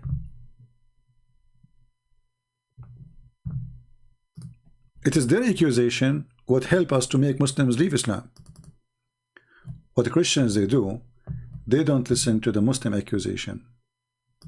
And they start finding their own reasoning. It doesn't work. Use their reasoning. When a Muslim he says to me, if Jesus is Son of God, if Jesus is Son of God, then his Father should save him. I'm listening. Listen carefully. He said, if Jesus is the Son of God, then shouldn't his Father, God, save him? So I was sitting and those two Muslim Egyptian, one of them he asked the other guy, told him don't go there because he knew what will happen. He spoke to me before about religion and he knew he's no match. But the other one is younger. He insists. He said no. I said to him, it's okay, let him ask. So he said, if Jesus is the Son of God, shouldn't his Father save him? I said, that's wonderful. So if Jesus is the Son of God, his Father should save him. Well, you know what? That means that Jesus must be Son of God in Islam because his Father saved him. Do you see what I meant when I said use their logic? What was his challenges? If Jesus is Son of God, his Father should save him. I said, wonderful. That means Jesus in Islam must be Son of God. You should see his face. You should see what happened to him. The other guy, he said to him, I told you, don't go there. Here we go. Answer him now. Both of them are Muslims. The other guy, he said to him, okay, go. Answer it. Here we go. So you need to listen carefully what the Abdul is saying. And the Abdul always says stupid things. They never say something smart. Never, never. Because they have a stupid God. But because you are not listening and you are not using the gift of God which he gave you, and you are not sure, some of them, they don't have really true faith, you know, they are not sure of what they are talking about.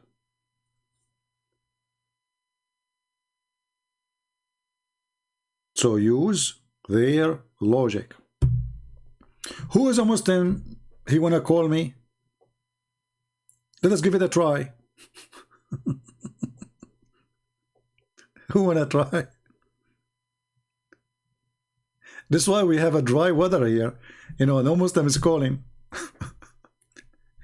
If I am like a person born in America, you know, blue eyes, green eyes, blonde, or a female, oh boy, you know, the Muslim will be lined up to call. But with a Christian prince, you have to keep begging, like, who wanna call me? Any Muslim? Any Muslim? Any Muhammadan? Anyone?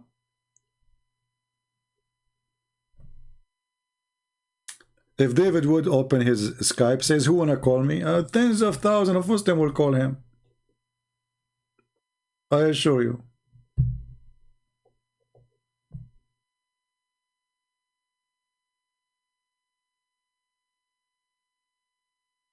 Usually the only one who call is the one who will lose nothing of their career, which means they don't have a career based on Islam. Those who have a career in Islam, they will lose everything if they call. That's why all of them, they say, we are willing to debate him. I'm willing to fly to America if he, the coward, debate me face to face, face to face. Face to face.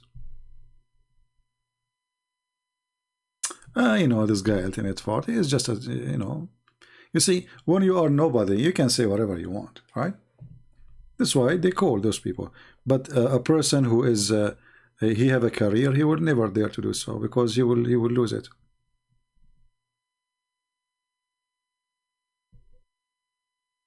And now, after we finish, you will see all Muslims, they will say is lying.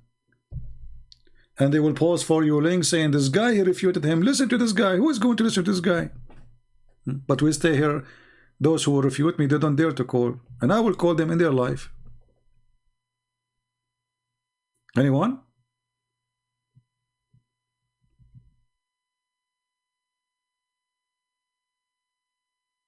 Do we have anyone?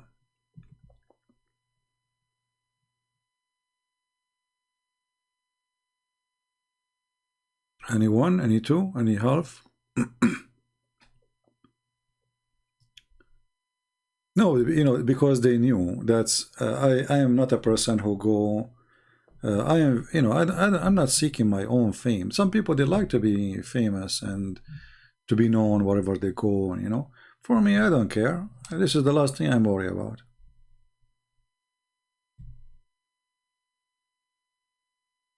There's people actually, they make rumors about themselves just because they want people to talk about them, you know.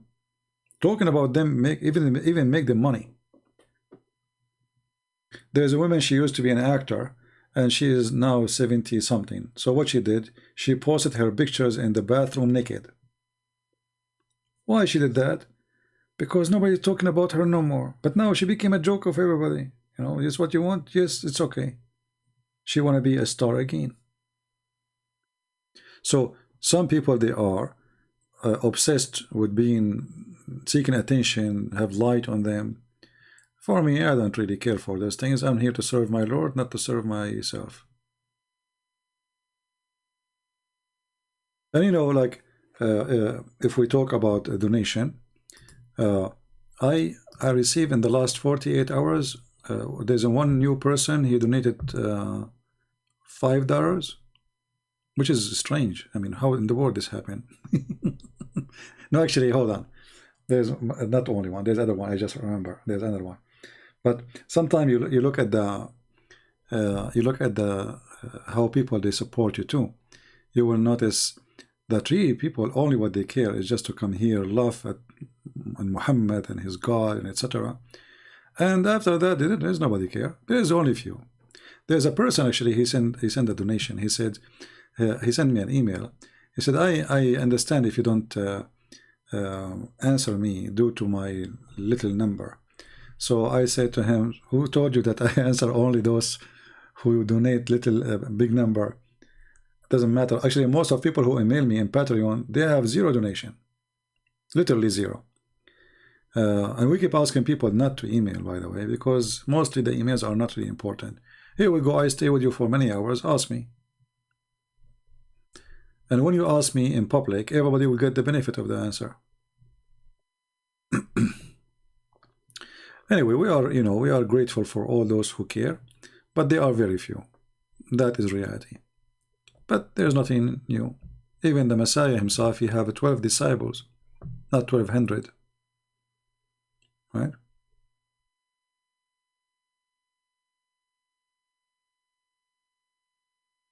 Well, this guy is mentally ill. This ultimate, he don't want to accept the hadith. He don't accept the interpretation. But you ask him for the meaning of the Quran, he give interpretation. So why don't accept interpretation? He says to you, because it's made by a human. Aren't you a human too? So he's mentally ill. He's just. I feel sorry for him. You see, it's a good sign when a Muslim he refuses the statements and the words of his prophet. That means he's ashamed of it. That is the first step to leave this cult. So first start with denial of the hadith, which is Muhammad's speech. Then denial of the interpretation, which is the companion of Muhammad interpretation, or even Muhammad interpretation. Then you have to come with your own fabrication of understanding the Quran when you don't even speak the language.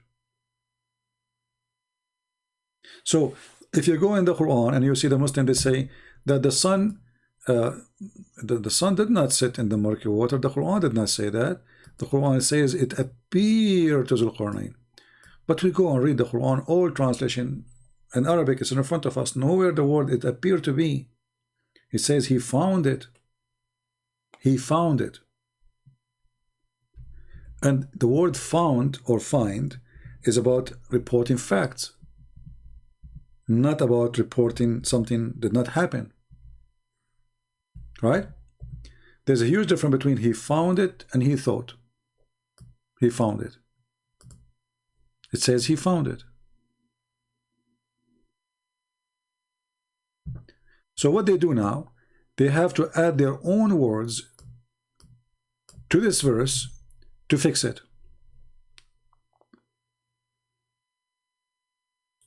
We show them that their prophet explained the verse. Their prophet himself, he said, well, the sun set in murky water. They say we don't accept this hadith.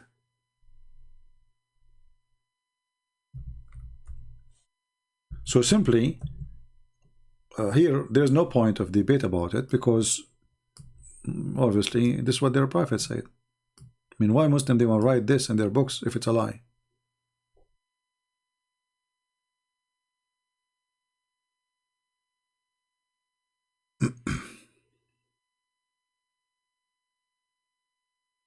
Do we have any Abdul?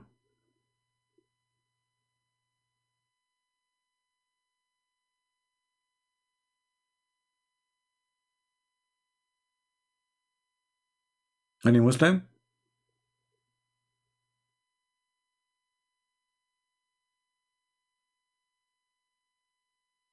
The one who's saying Amina was a whore raped by Muhammad, by Satan, that's not right, my friend, to say. Why you want to say that? You know, she had sex with any man, who care? But raped by Satan, what does that mean? Don't go there. Any Muhammadan?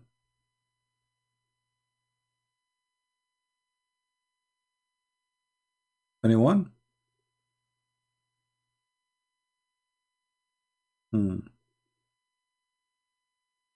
Actually, when the Muslim they say to you, when a Muslim he says to you the hadith is rejected or not accepted, tell him that's mean your books is full of lies. And that's mean that your Muslims are not trustworthy. Because the one who write lies about his prophet, he write lies about everybody.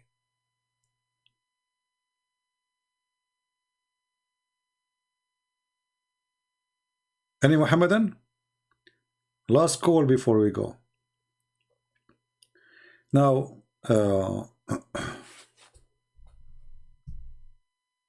Mr. Ibrahim saying, you are an entertainer. My friend, the best entertainer, Ibrahim, is your prophet. When your prophet, he say, he ordered his wives to cover themselves because a blind man is coming. That is entertaining. That is like you know, the best comedy. Have you ever heard of somebody order his wife to cover themselves because a blind man is coming inside? How stupid is that? Right? That is seriously stupid.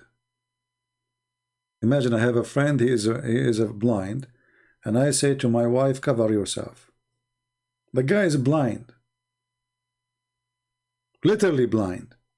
It's not like have a weak vision. The guy is born blind. And then the wives, they said to him, well, but isn't him blind? So Muhammad, because he's an idiot, he didn't want to say, oh, sorry, I made a mistake, I forgot. You know, just say, I forgot, sorry, you know, so what a big deal. But because he's an arrogant, he said, okay, he's blind, are you blind too?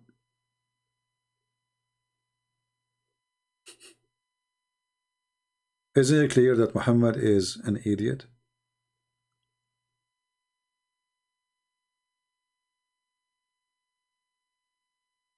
Muhammad molested animals. Well, there is, do you know the guy, his name is Monkey Box, Ahmad Nader? This guy, he wanted to, you know, debate me supposedly. It was fun in those old days. And, you know, and Ahmad Nader, he says, so what if the prophet, he had sex with the goat? Isn't it better than the Bible says, smash the head of the baby? This guy, he have no problem his prophet have sex with the goat.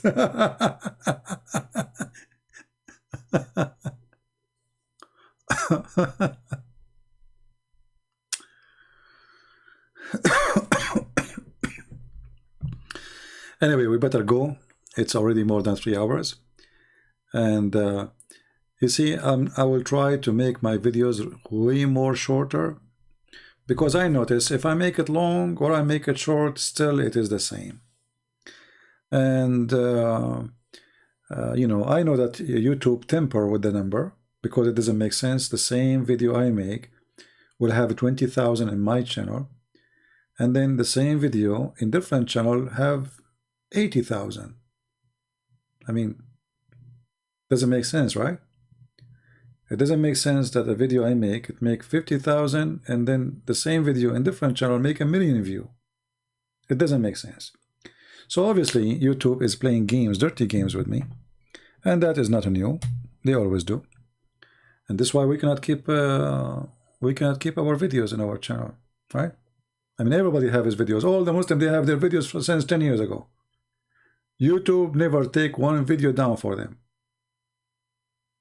Those who attack Islam, YouTube, take their videos, especially me. I can't even have, I mean, after I have thousands of videos I made. If you go in my channel, how many I have? 10? I'm not sure how many. And I have to delete them very soon. All right? This is telling you how much the devil is fighting us. That I am the one who, imagine once I receive a message from YouTube, and like, you know, at that time my videos was monetized, and they said you are using the videos of somebody else. At that time I wasn't even playing any videos of anyone, like not Zakir Naik. I was very careful.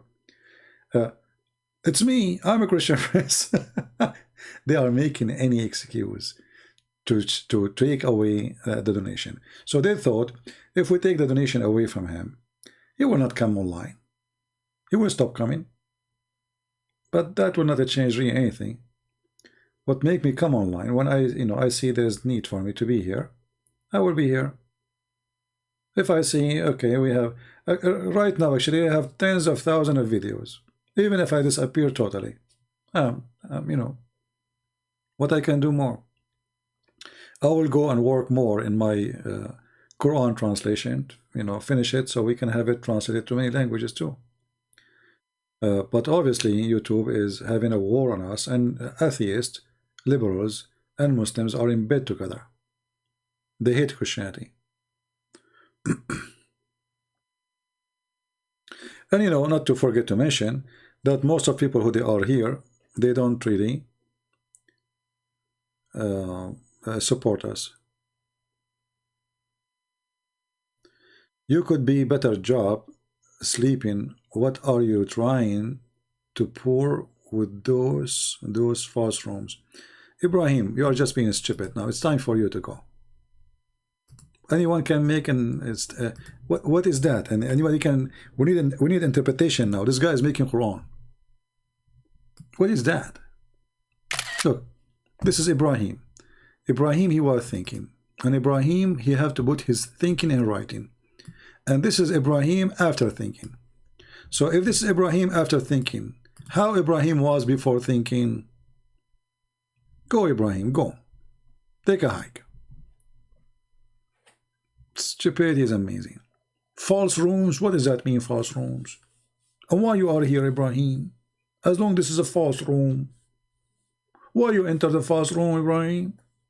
Somebody grab you, Ibrahim? Be honest with us, Ibrahim. What happened? You were a child and somebody grabbed you from your hand? His name is Muhammad? How you end here, Ibrahim? This is false room, Ibrahim.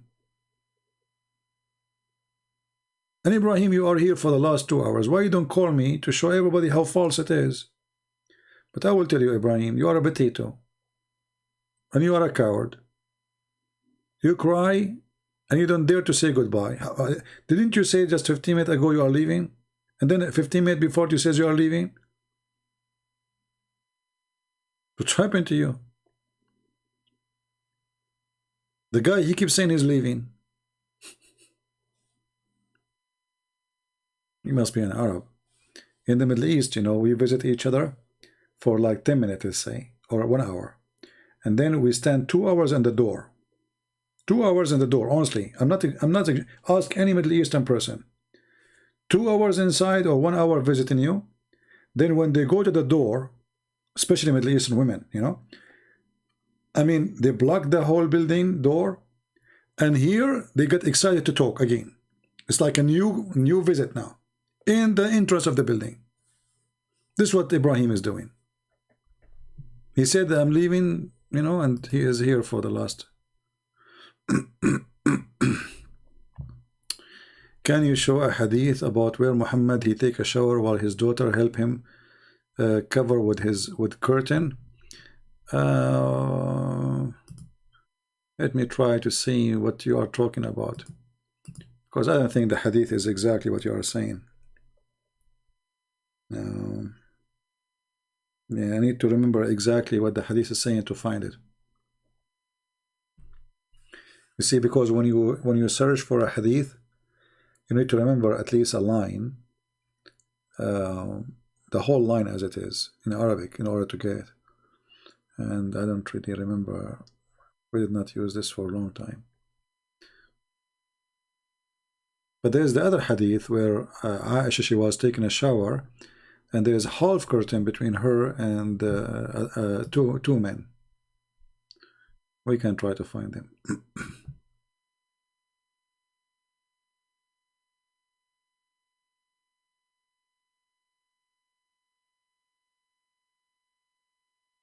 All right, look like we don't have any, like we it's disrespectful for life. This is here to debate like this. This is really not God channel.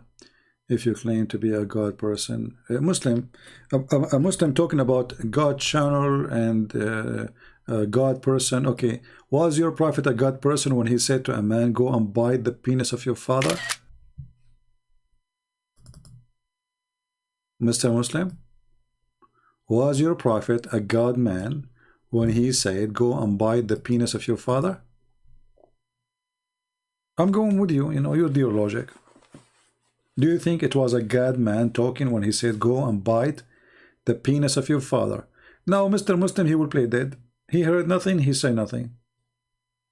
He will play dead now. He will stop moving his tail. Disrespectful. Disrespectful. A Muslim talking about disrespect.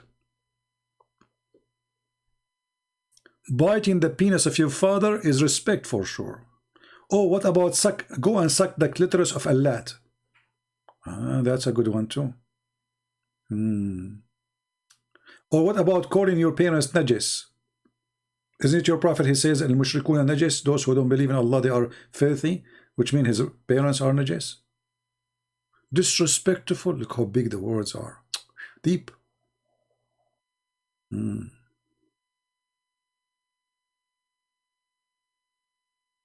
Ibrahim saying he is an idiot. Oh no, sorry, he's saying he's an adult. Sorry, adult.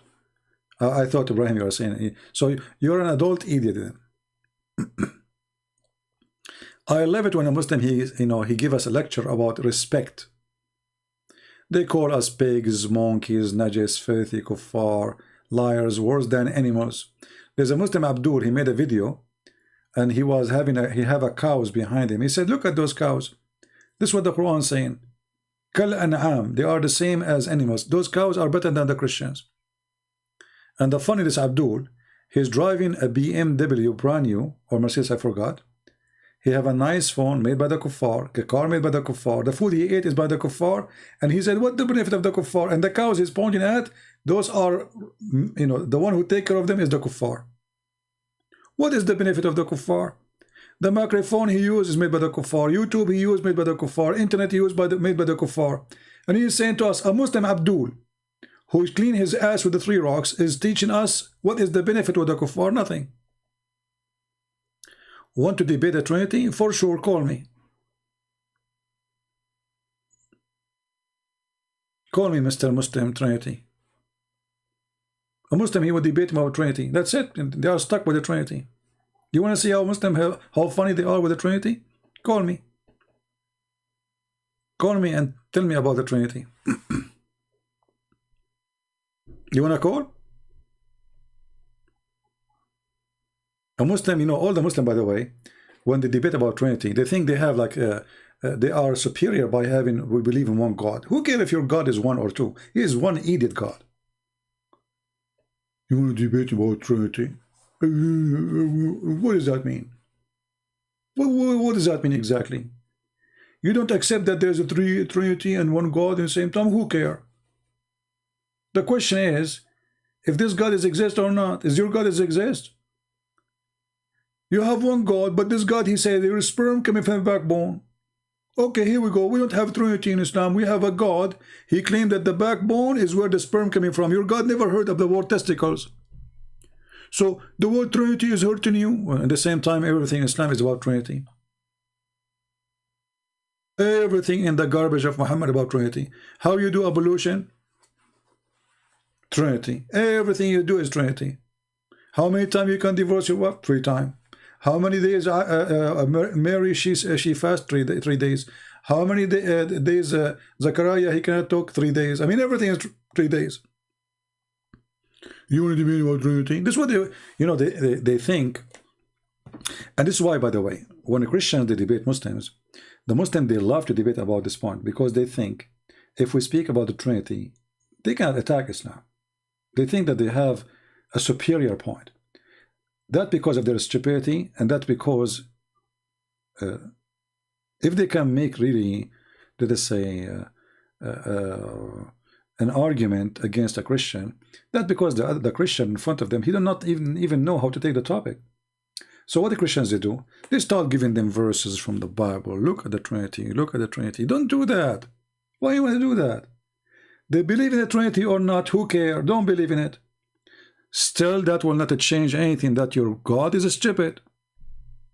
Even your God, Allah, when he start talking about himself, he said 3 names. I challenge any Muslim why he says 3 names. Allah himself is multiply of a Trinity. The age of Jesus x 3 times. 33 x 3, 99. You open the first verse in the Quran. What do you see? 3 names of Allah. Trinity. Why 3 names? Any Muslim can answer? So this is what you are worried about. You are not worried about a God. He claimed that women have a sperm coming from their ribs. It's okay, it's okay. But we have one God. Okay. We have a God who called that man is a sperm coming from the backbone. It's okay. Still we have one God. Okay. That makes sense. Okay. He have a God. He claimed that Suleiman, he died standing for a year. And nobody noticed that he is dead until the termite, they ate his stick. But remember, we have one God. I get a point there. You have a God, he promised you, if you believe in him, he will give you endless penis. So what? Endless penis is good. Still, we have one God. You see, we are winning. We have one God with endless penis. Okay. We have one God, but he keeps saying, if we want to take a partner, a wife, we will take it from us. Hey, Abdul, how you can solve this problem? You have one God who want to take a partner from us?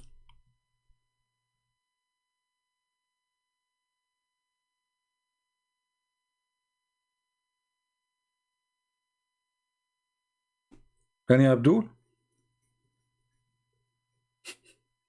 We have one God. We have one God. So anyone from those who believe in one God is willing to call me and dare to call? TikTok, TikTok. You are tiki-toking. Do Allah have one TikTok or two TikTok?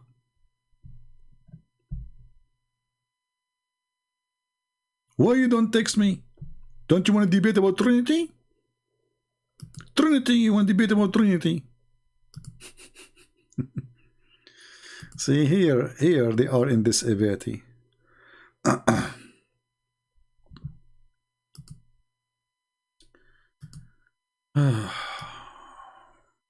Any Abdul?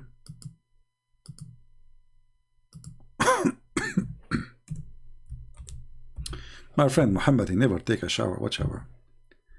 But this is about this is the book of Hayt, this is not the book of shower.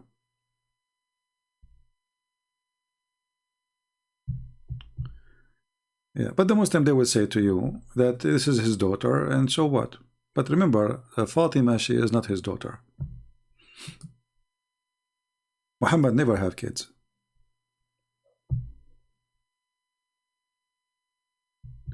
Do we have any Abdul? I want to translate your book into Turkish language, but I don't have your book in English.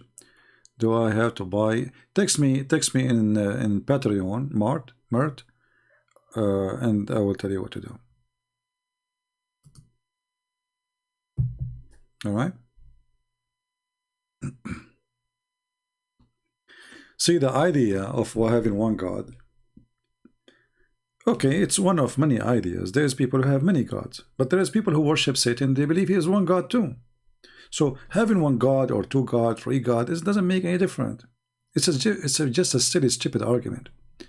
If there is 10 million gods, and if they are exist, then they exist. You cannot even say no. Can you say no? Can you choose how many God there is? So the whole argument is silly. It's stupid.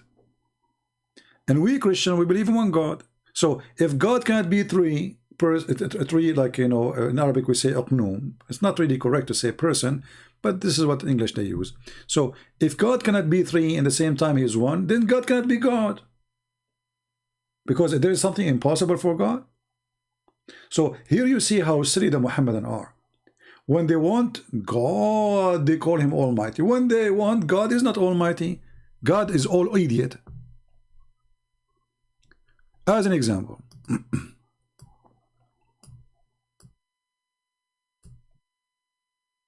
how can Allah have a son? The Quran says.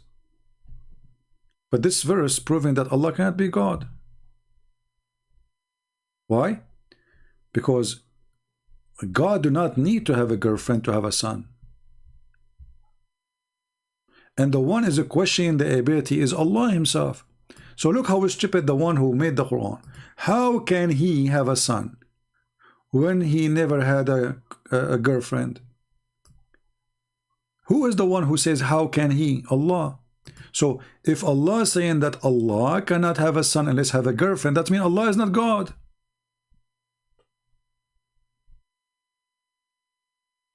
Do you see it? Allah is asking how Allah can have a son if he don't have a girlfriend. So Allah is like me and you, he need a wife. But look, in Christianity, we don't have a God who have a wife. None of us will believe that God, he married Mary and they have a baby. You know. So here the Quran is proving to us that this is written by a man. He is a stupid. Not only is a man, he's a stupid man. because this is not a logic to explain to us the concept of your stupid God. So here we go. You have one stupid God. He's one, but he's stupid. Because when God, he says, how can he? And the funny, always he could talk about himself and the other person. Okay, why Allah is talking, says, how can he? Obviously, the author, he forget to switch. This isn't a guy who made the Quran. How can he? Muhammad is copying Waraq ibn Nawfal. How can he have a son? But when Muhammad, he claimed that the one is talking is Allah, Muhammad, he made it a diarrhea full of poo-poo. So do you see how you refute yourself with stupidity? How Allah can be the Almighty, yes, yet he cannot have a son without a girlfriend. My God, he can have a son.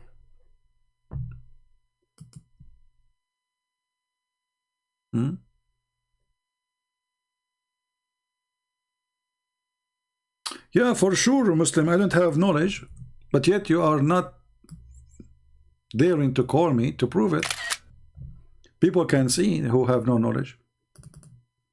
My books is printed around the world, my friend. My books are printed and translated to many, many languages, and I have no knowledge. And nobody dare to debate me because I have no knowledge. And you prove it. Here we go. Yeah. All what you need to do, say he have no knowledge, and that's it. My knowledge is gone. What about you call me and show everybody that I have no knowledge? As long as I don't have knowledge, you can win the debate really easy. It will take you maybe a few seconds. Allah will support you. But anyway, every statement in the Quran proving that Muhammad is stupid.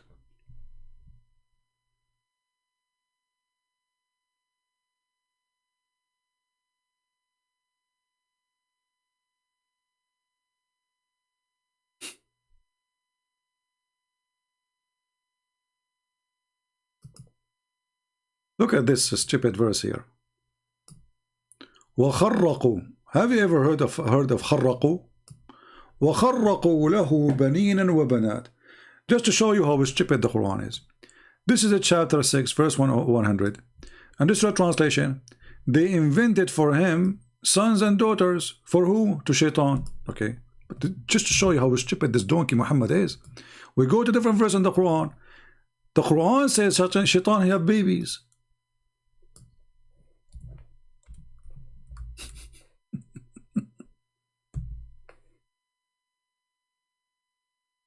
The stupid Muhammad, he claimed that Shaitan, he have babies. So in one verse says that people, they invented babies for Shaitan. He have daughters and sons. In the other verse says he have.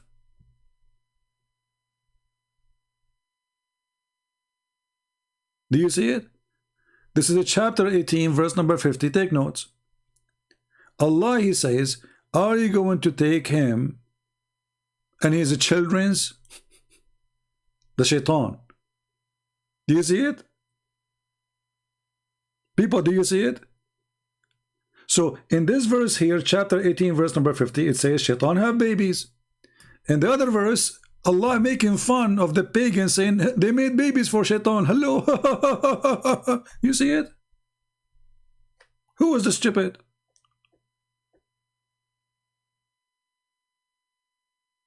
Which one of them is correct? Chapter 6, verse 100, or chapter 18, verse 50? The same God who is making fun of the pagan because they claim that Shaitan have children is the same God he is saying they have babies.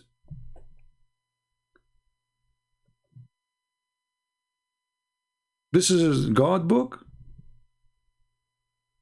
And then you go and read the interpretation. They will say to you that Allah, he created a penis for Shaitan in his right thigh, and he have to be in the right thigh, right, and the vagina in the left thigh. So when Allah, he cast him out of heaven, Shaitan, he if himself, so he shake this into this, he do nikah.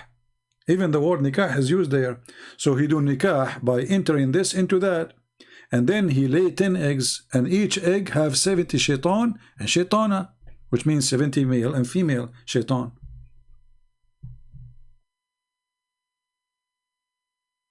But remember, we have one God. Alhamdulillah, we have one God. This one God, this one idiot God.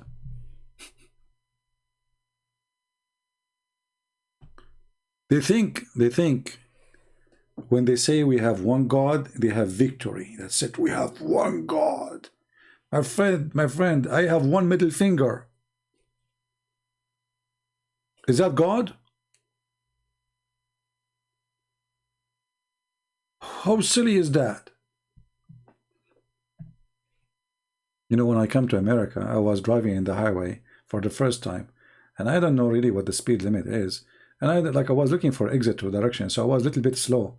And those Americans, they start putting their hands out of the car. I said, man, I'm famous here. Everybody's saying to me, hi.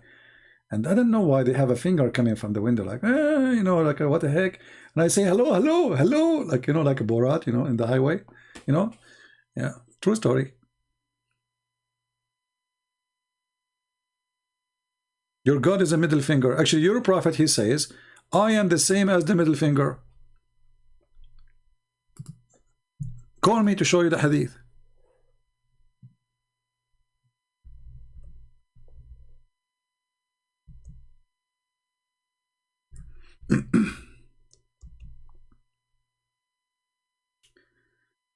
Oh, Lord have mercy.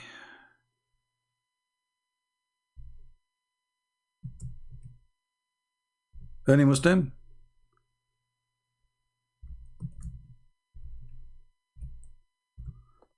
Any Abdul?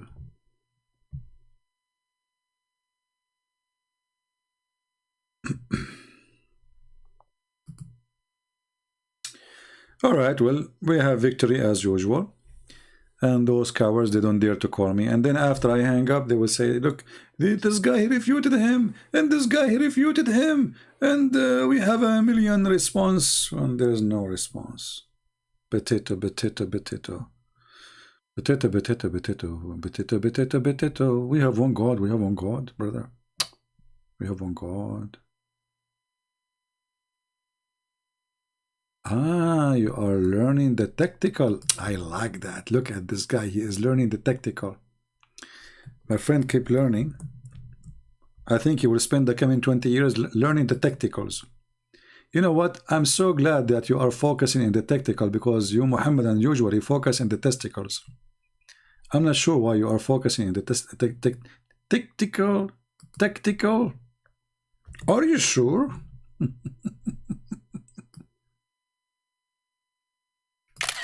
Tactical.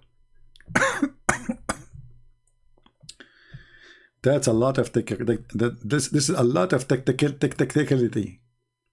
He is learning the tactical. Yeah. Yeah. Just wait until he learned the tactical, then he will hit in the testicles. That's deep. I mean, it doesn't take you long, just 20, 70 years maybe, you know. Then the tactical will transform into testicles, like Allah, He transformed the sperm, the semen, into congealed dead blood. Okay, Mr. Tactical. I'm happy for you. Tick, tick, tick, tick. You can tick, tick as much as you want. Anyway, people, I want to say thank you for being here. You should open chat to Muslims and atheists. Well, isn't it the chat is open for everybody, my friend, wise man? Everybody's welcome, you know. Everybody is welcome. Do we ask people which religion? Everybody, you know, Muslim, atheist, Hindus, Buddhas, who care? All of you are welcome. Anyway, if you like me to come soon, so fast, as you see, YouTube is fighting our videos. So share the videos. Let us have a good number, at least, to make me see that those people here, who they are watching, they support my channel, they are sharing links around in Facebook, whatever, and they bring a lot of people. Otherwise, I don't feel like, you know, I need to come, you know. And remember, we need to bring more people, new people, so they can call me. Don't you want to see a real fight? a horrific fight? Bring me Abdul. And the only way you can do it is by posting the videos around and inviting people to join us. Christians, Jews, Hindus, Muslims, everybody is welcome. And remember, don't hate the Muslims. We are fighting the garbage of Muhammad. Muslims are victims, you know. Muslims are victims. Even ISIS, for me, by the way, they are victims. Those people, they think they are serving God. They think by killing they are serving God. That's what Jesus said. Time will come and people will think by killing you they are doing favor to God. That's what Jesus said. Remember that. So we pray for the Muslims. We are here to save them. We are not here to hate them. There's no point of hate. You know, when we go in war with those who do jihad, then you can do what war do. You know, I was in the army, and I will be willing to go to the army again and again and again. We fight terrorists, but we don't want to be killers. We will kill those who want to kill us, but we are not going to kill people. We want to save the Muslims. We want to win them. We want to love them. We don't want to hate them. All right? And if you are a terrorist, then we deal with you differently, accordingly, as you know. So I want to say thank you for everybody. I say may the Lord bless you all. And I want to remind people that Christmas is coming. And I am thinking to start my new Bible channel after the Christmas, or maybe even in the day of the Christmas. We will see. So pray for that. I'm just thinking about it, not sure yet. I want to be sure that this channel will not take me away from the target, because you know there's many people they can teach the Bible, but not many people they can do what I do when it's come to Islam. You know what I mean? So I want to be sure that that will not take me from the biggest mission. There's many great Christians. They know the Bible very well versed, and they can do even better job than me. And if I share the gospel with you, it's going to be a totally different new way from the way you know it. Because for me, I like to live the Bible, not to teach it. Which means people, when they read verses in the Bible, they just read words. For me, I like you to live the words so you can understand the words, not to read them. You have to live them. Jesus, the Messiah, our Lord, is the walking, talking, living Word of God. So in order to walk with Him, you have to listen to Him by walking with Him, not just listen. So the walking, talking, living Word of God need a person who is willing to listen, to walk, and to live the Word of God. Otherwise, the Word is just words. So the Messiah, when He speaks, He is not just teaching wisdom. He's not sharing words. He's not making speeches. Because many, they can make speeches, great speeches. But He was telling you how to live His Word, how to be united with the Lord. So I have a different way of teaching the gospel, and I don't want to read for you a verse and tell you what the verse means. I want to read the verse, and all of us will live the verse, and then we will understand what the verse means. See, the word of Christ, it is self-explained. You do not need me to explain it. But the condition is so simple. You have to be living as a faithful person from your heart, the words you read. Otherwise, they are just words in a book. So the words have to go and live inside you, inside your heart. Then those words will be active and they will be something very useful for you. Otherwise, words are words. Thank you for being here. May the Lord bless you. Until we see you soon again. Christ is Lord.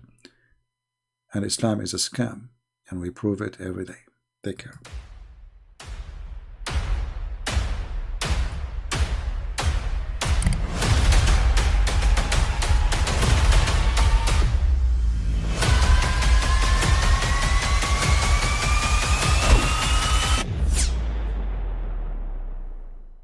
But I mean, again, he doesn't know who Gabriel is, right? Because he didn't come from an Abrahamic faith. The people of Mecca were pagan. Quran is mentioned, if this book was from other than God, they would have found in it many contradictions. If a book is without contradictions, that has no bearing on whether it comes from God or not. I've had phone books that are inerrant, but I certainly don't think God gave them. That we believe without understanding. The brother asked a very important question, that most of the scholars say that listening to music, watching movies, and most of the television programs, they're haram. So how can we have fun? Let me tell you, brother, at the outset that having fun is permitted in Islam as long as the fun is halal fun. That the standard narrative has holes in it. The Prophet tells us because Satan or the devil sleeps over our nostrils. Those who oversleep and not pray Fajr on time, Satan urinates in their ears. I really do think Jesus was crucified and that he really was dead and buried. He thought that he was a son of God in the sense that he was specially chosen by God. I think Jesus really did think he was going to be the Messiah, the future king of Israel. I mean, that is, after all, why they crucified him.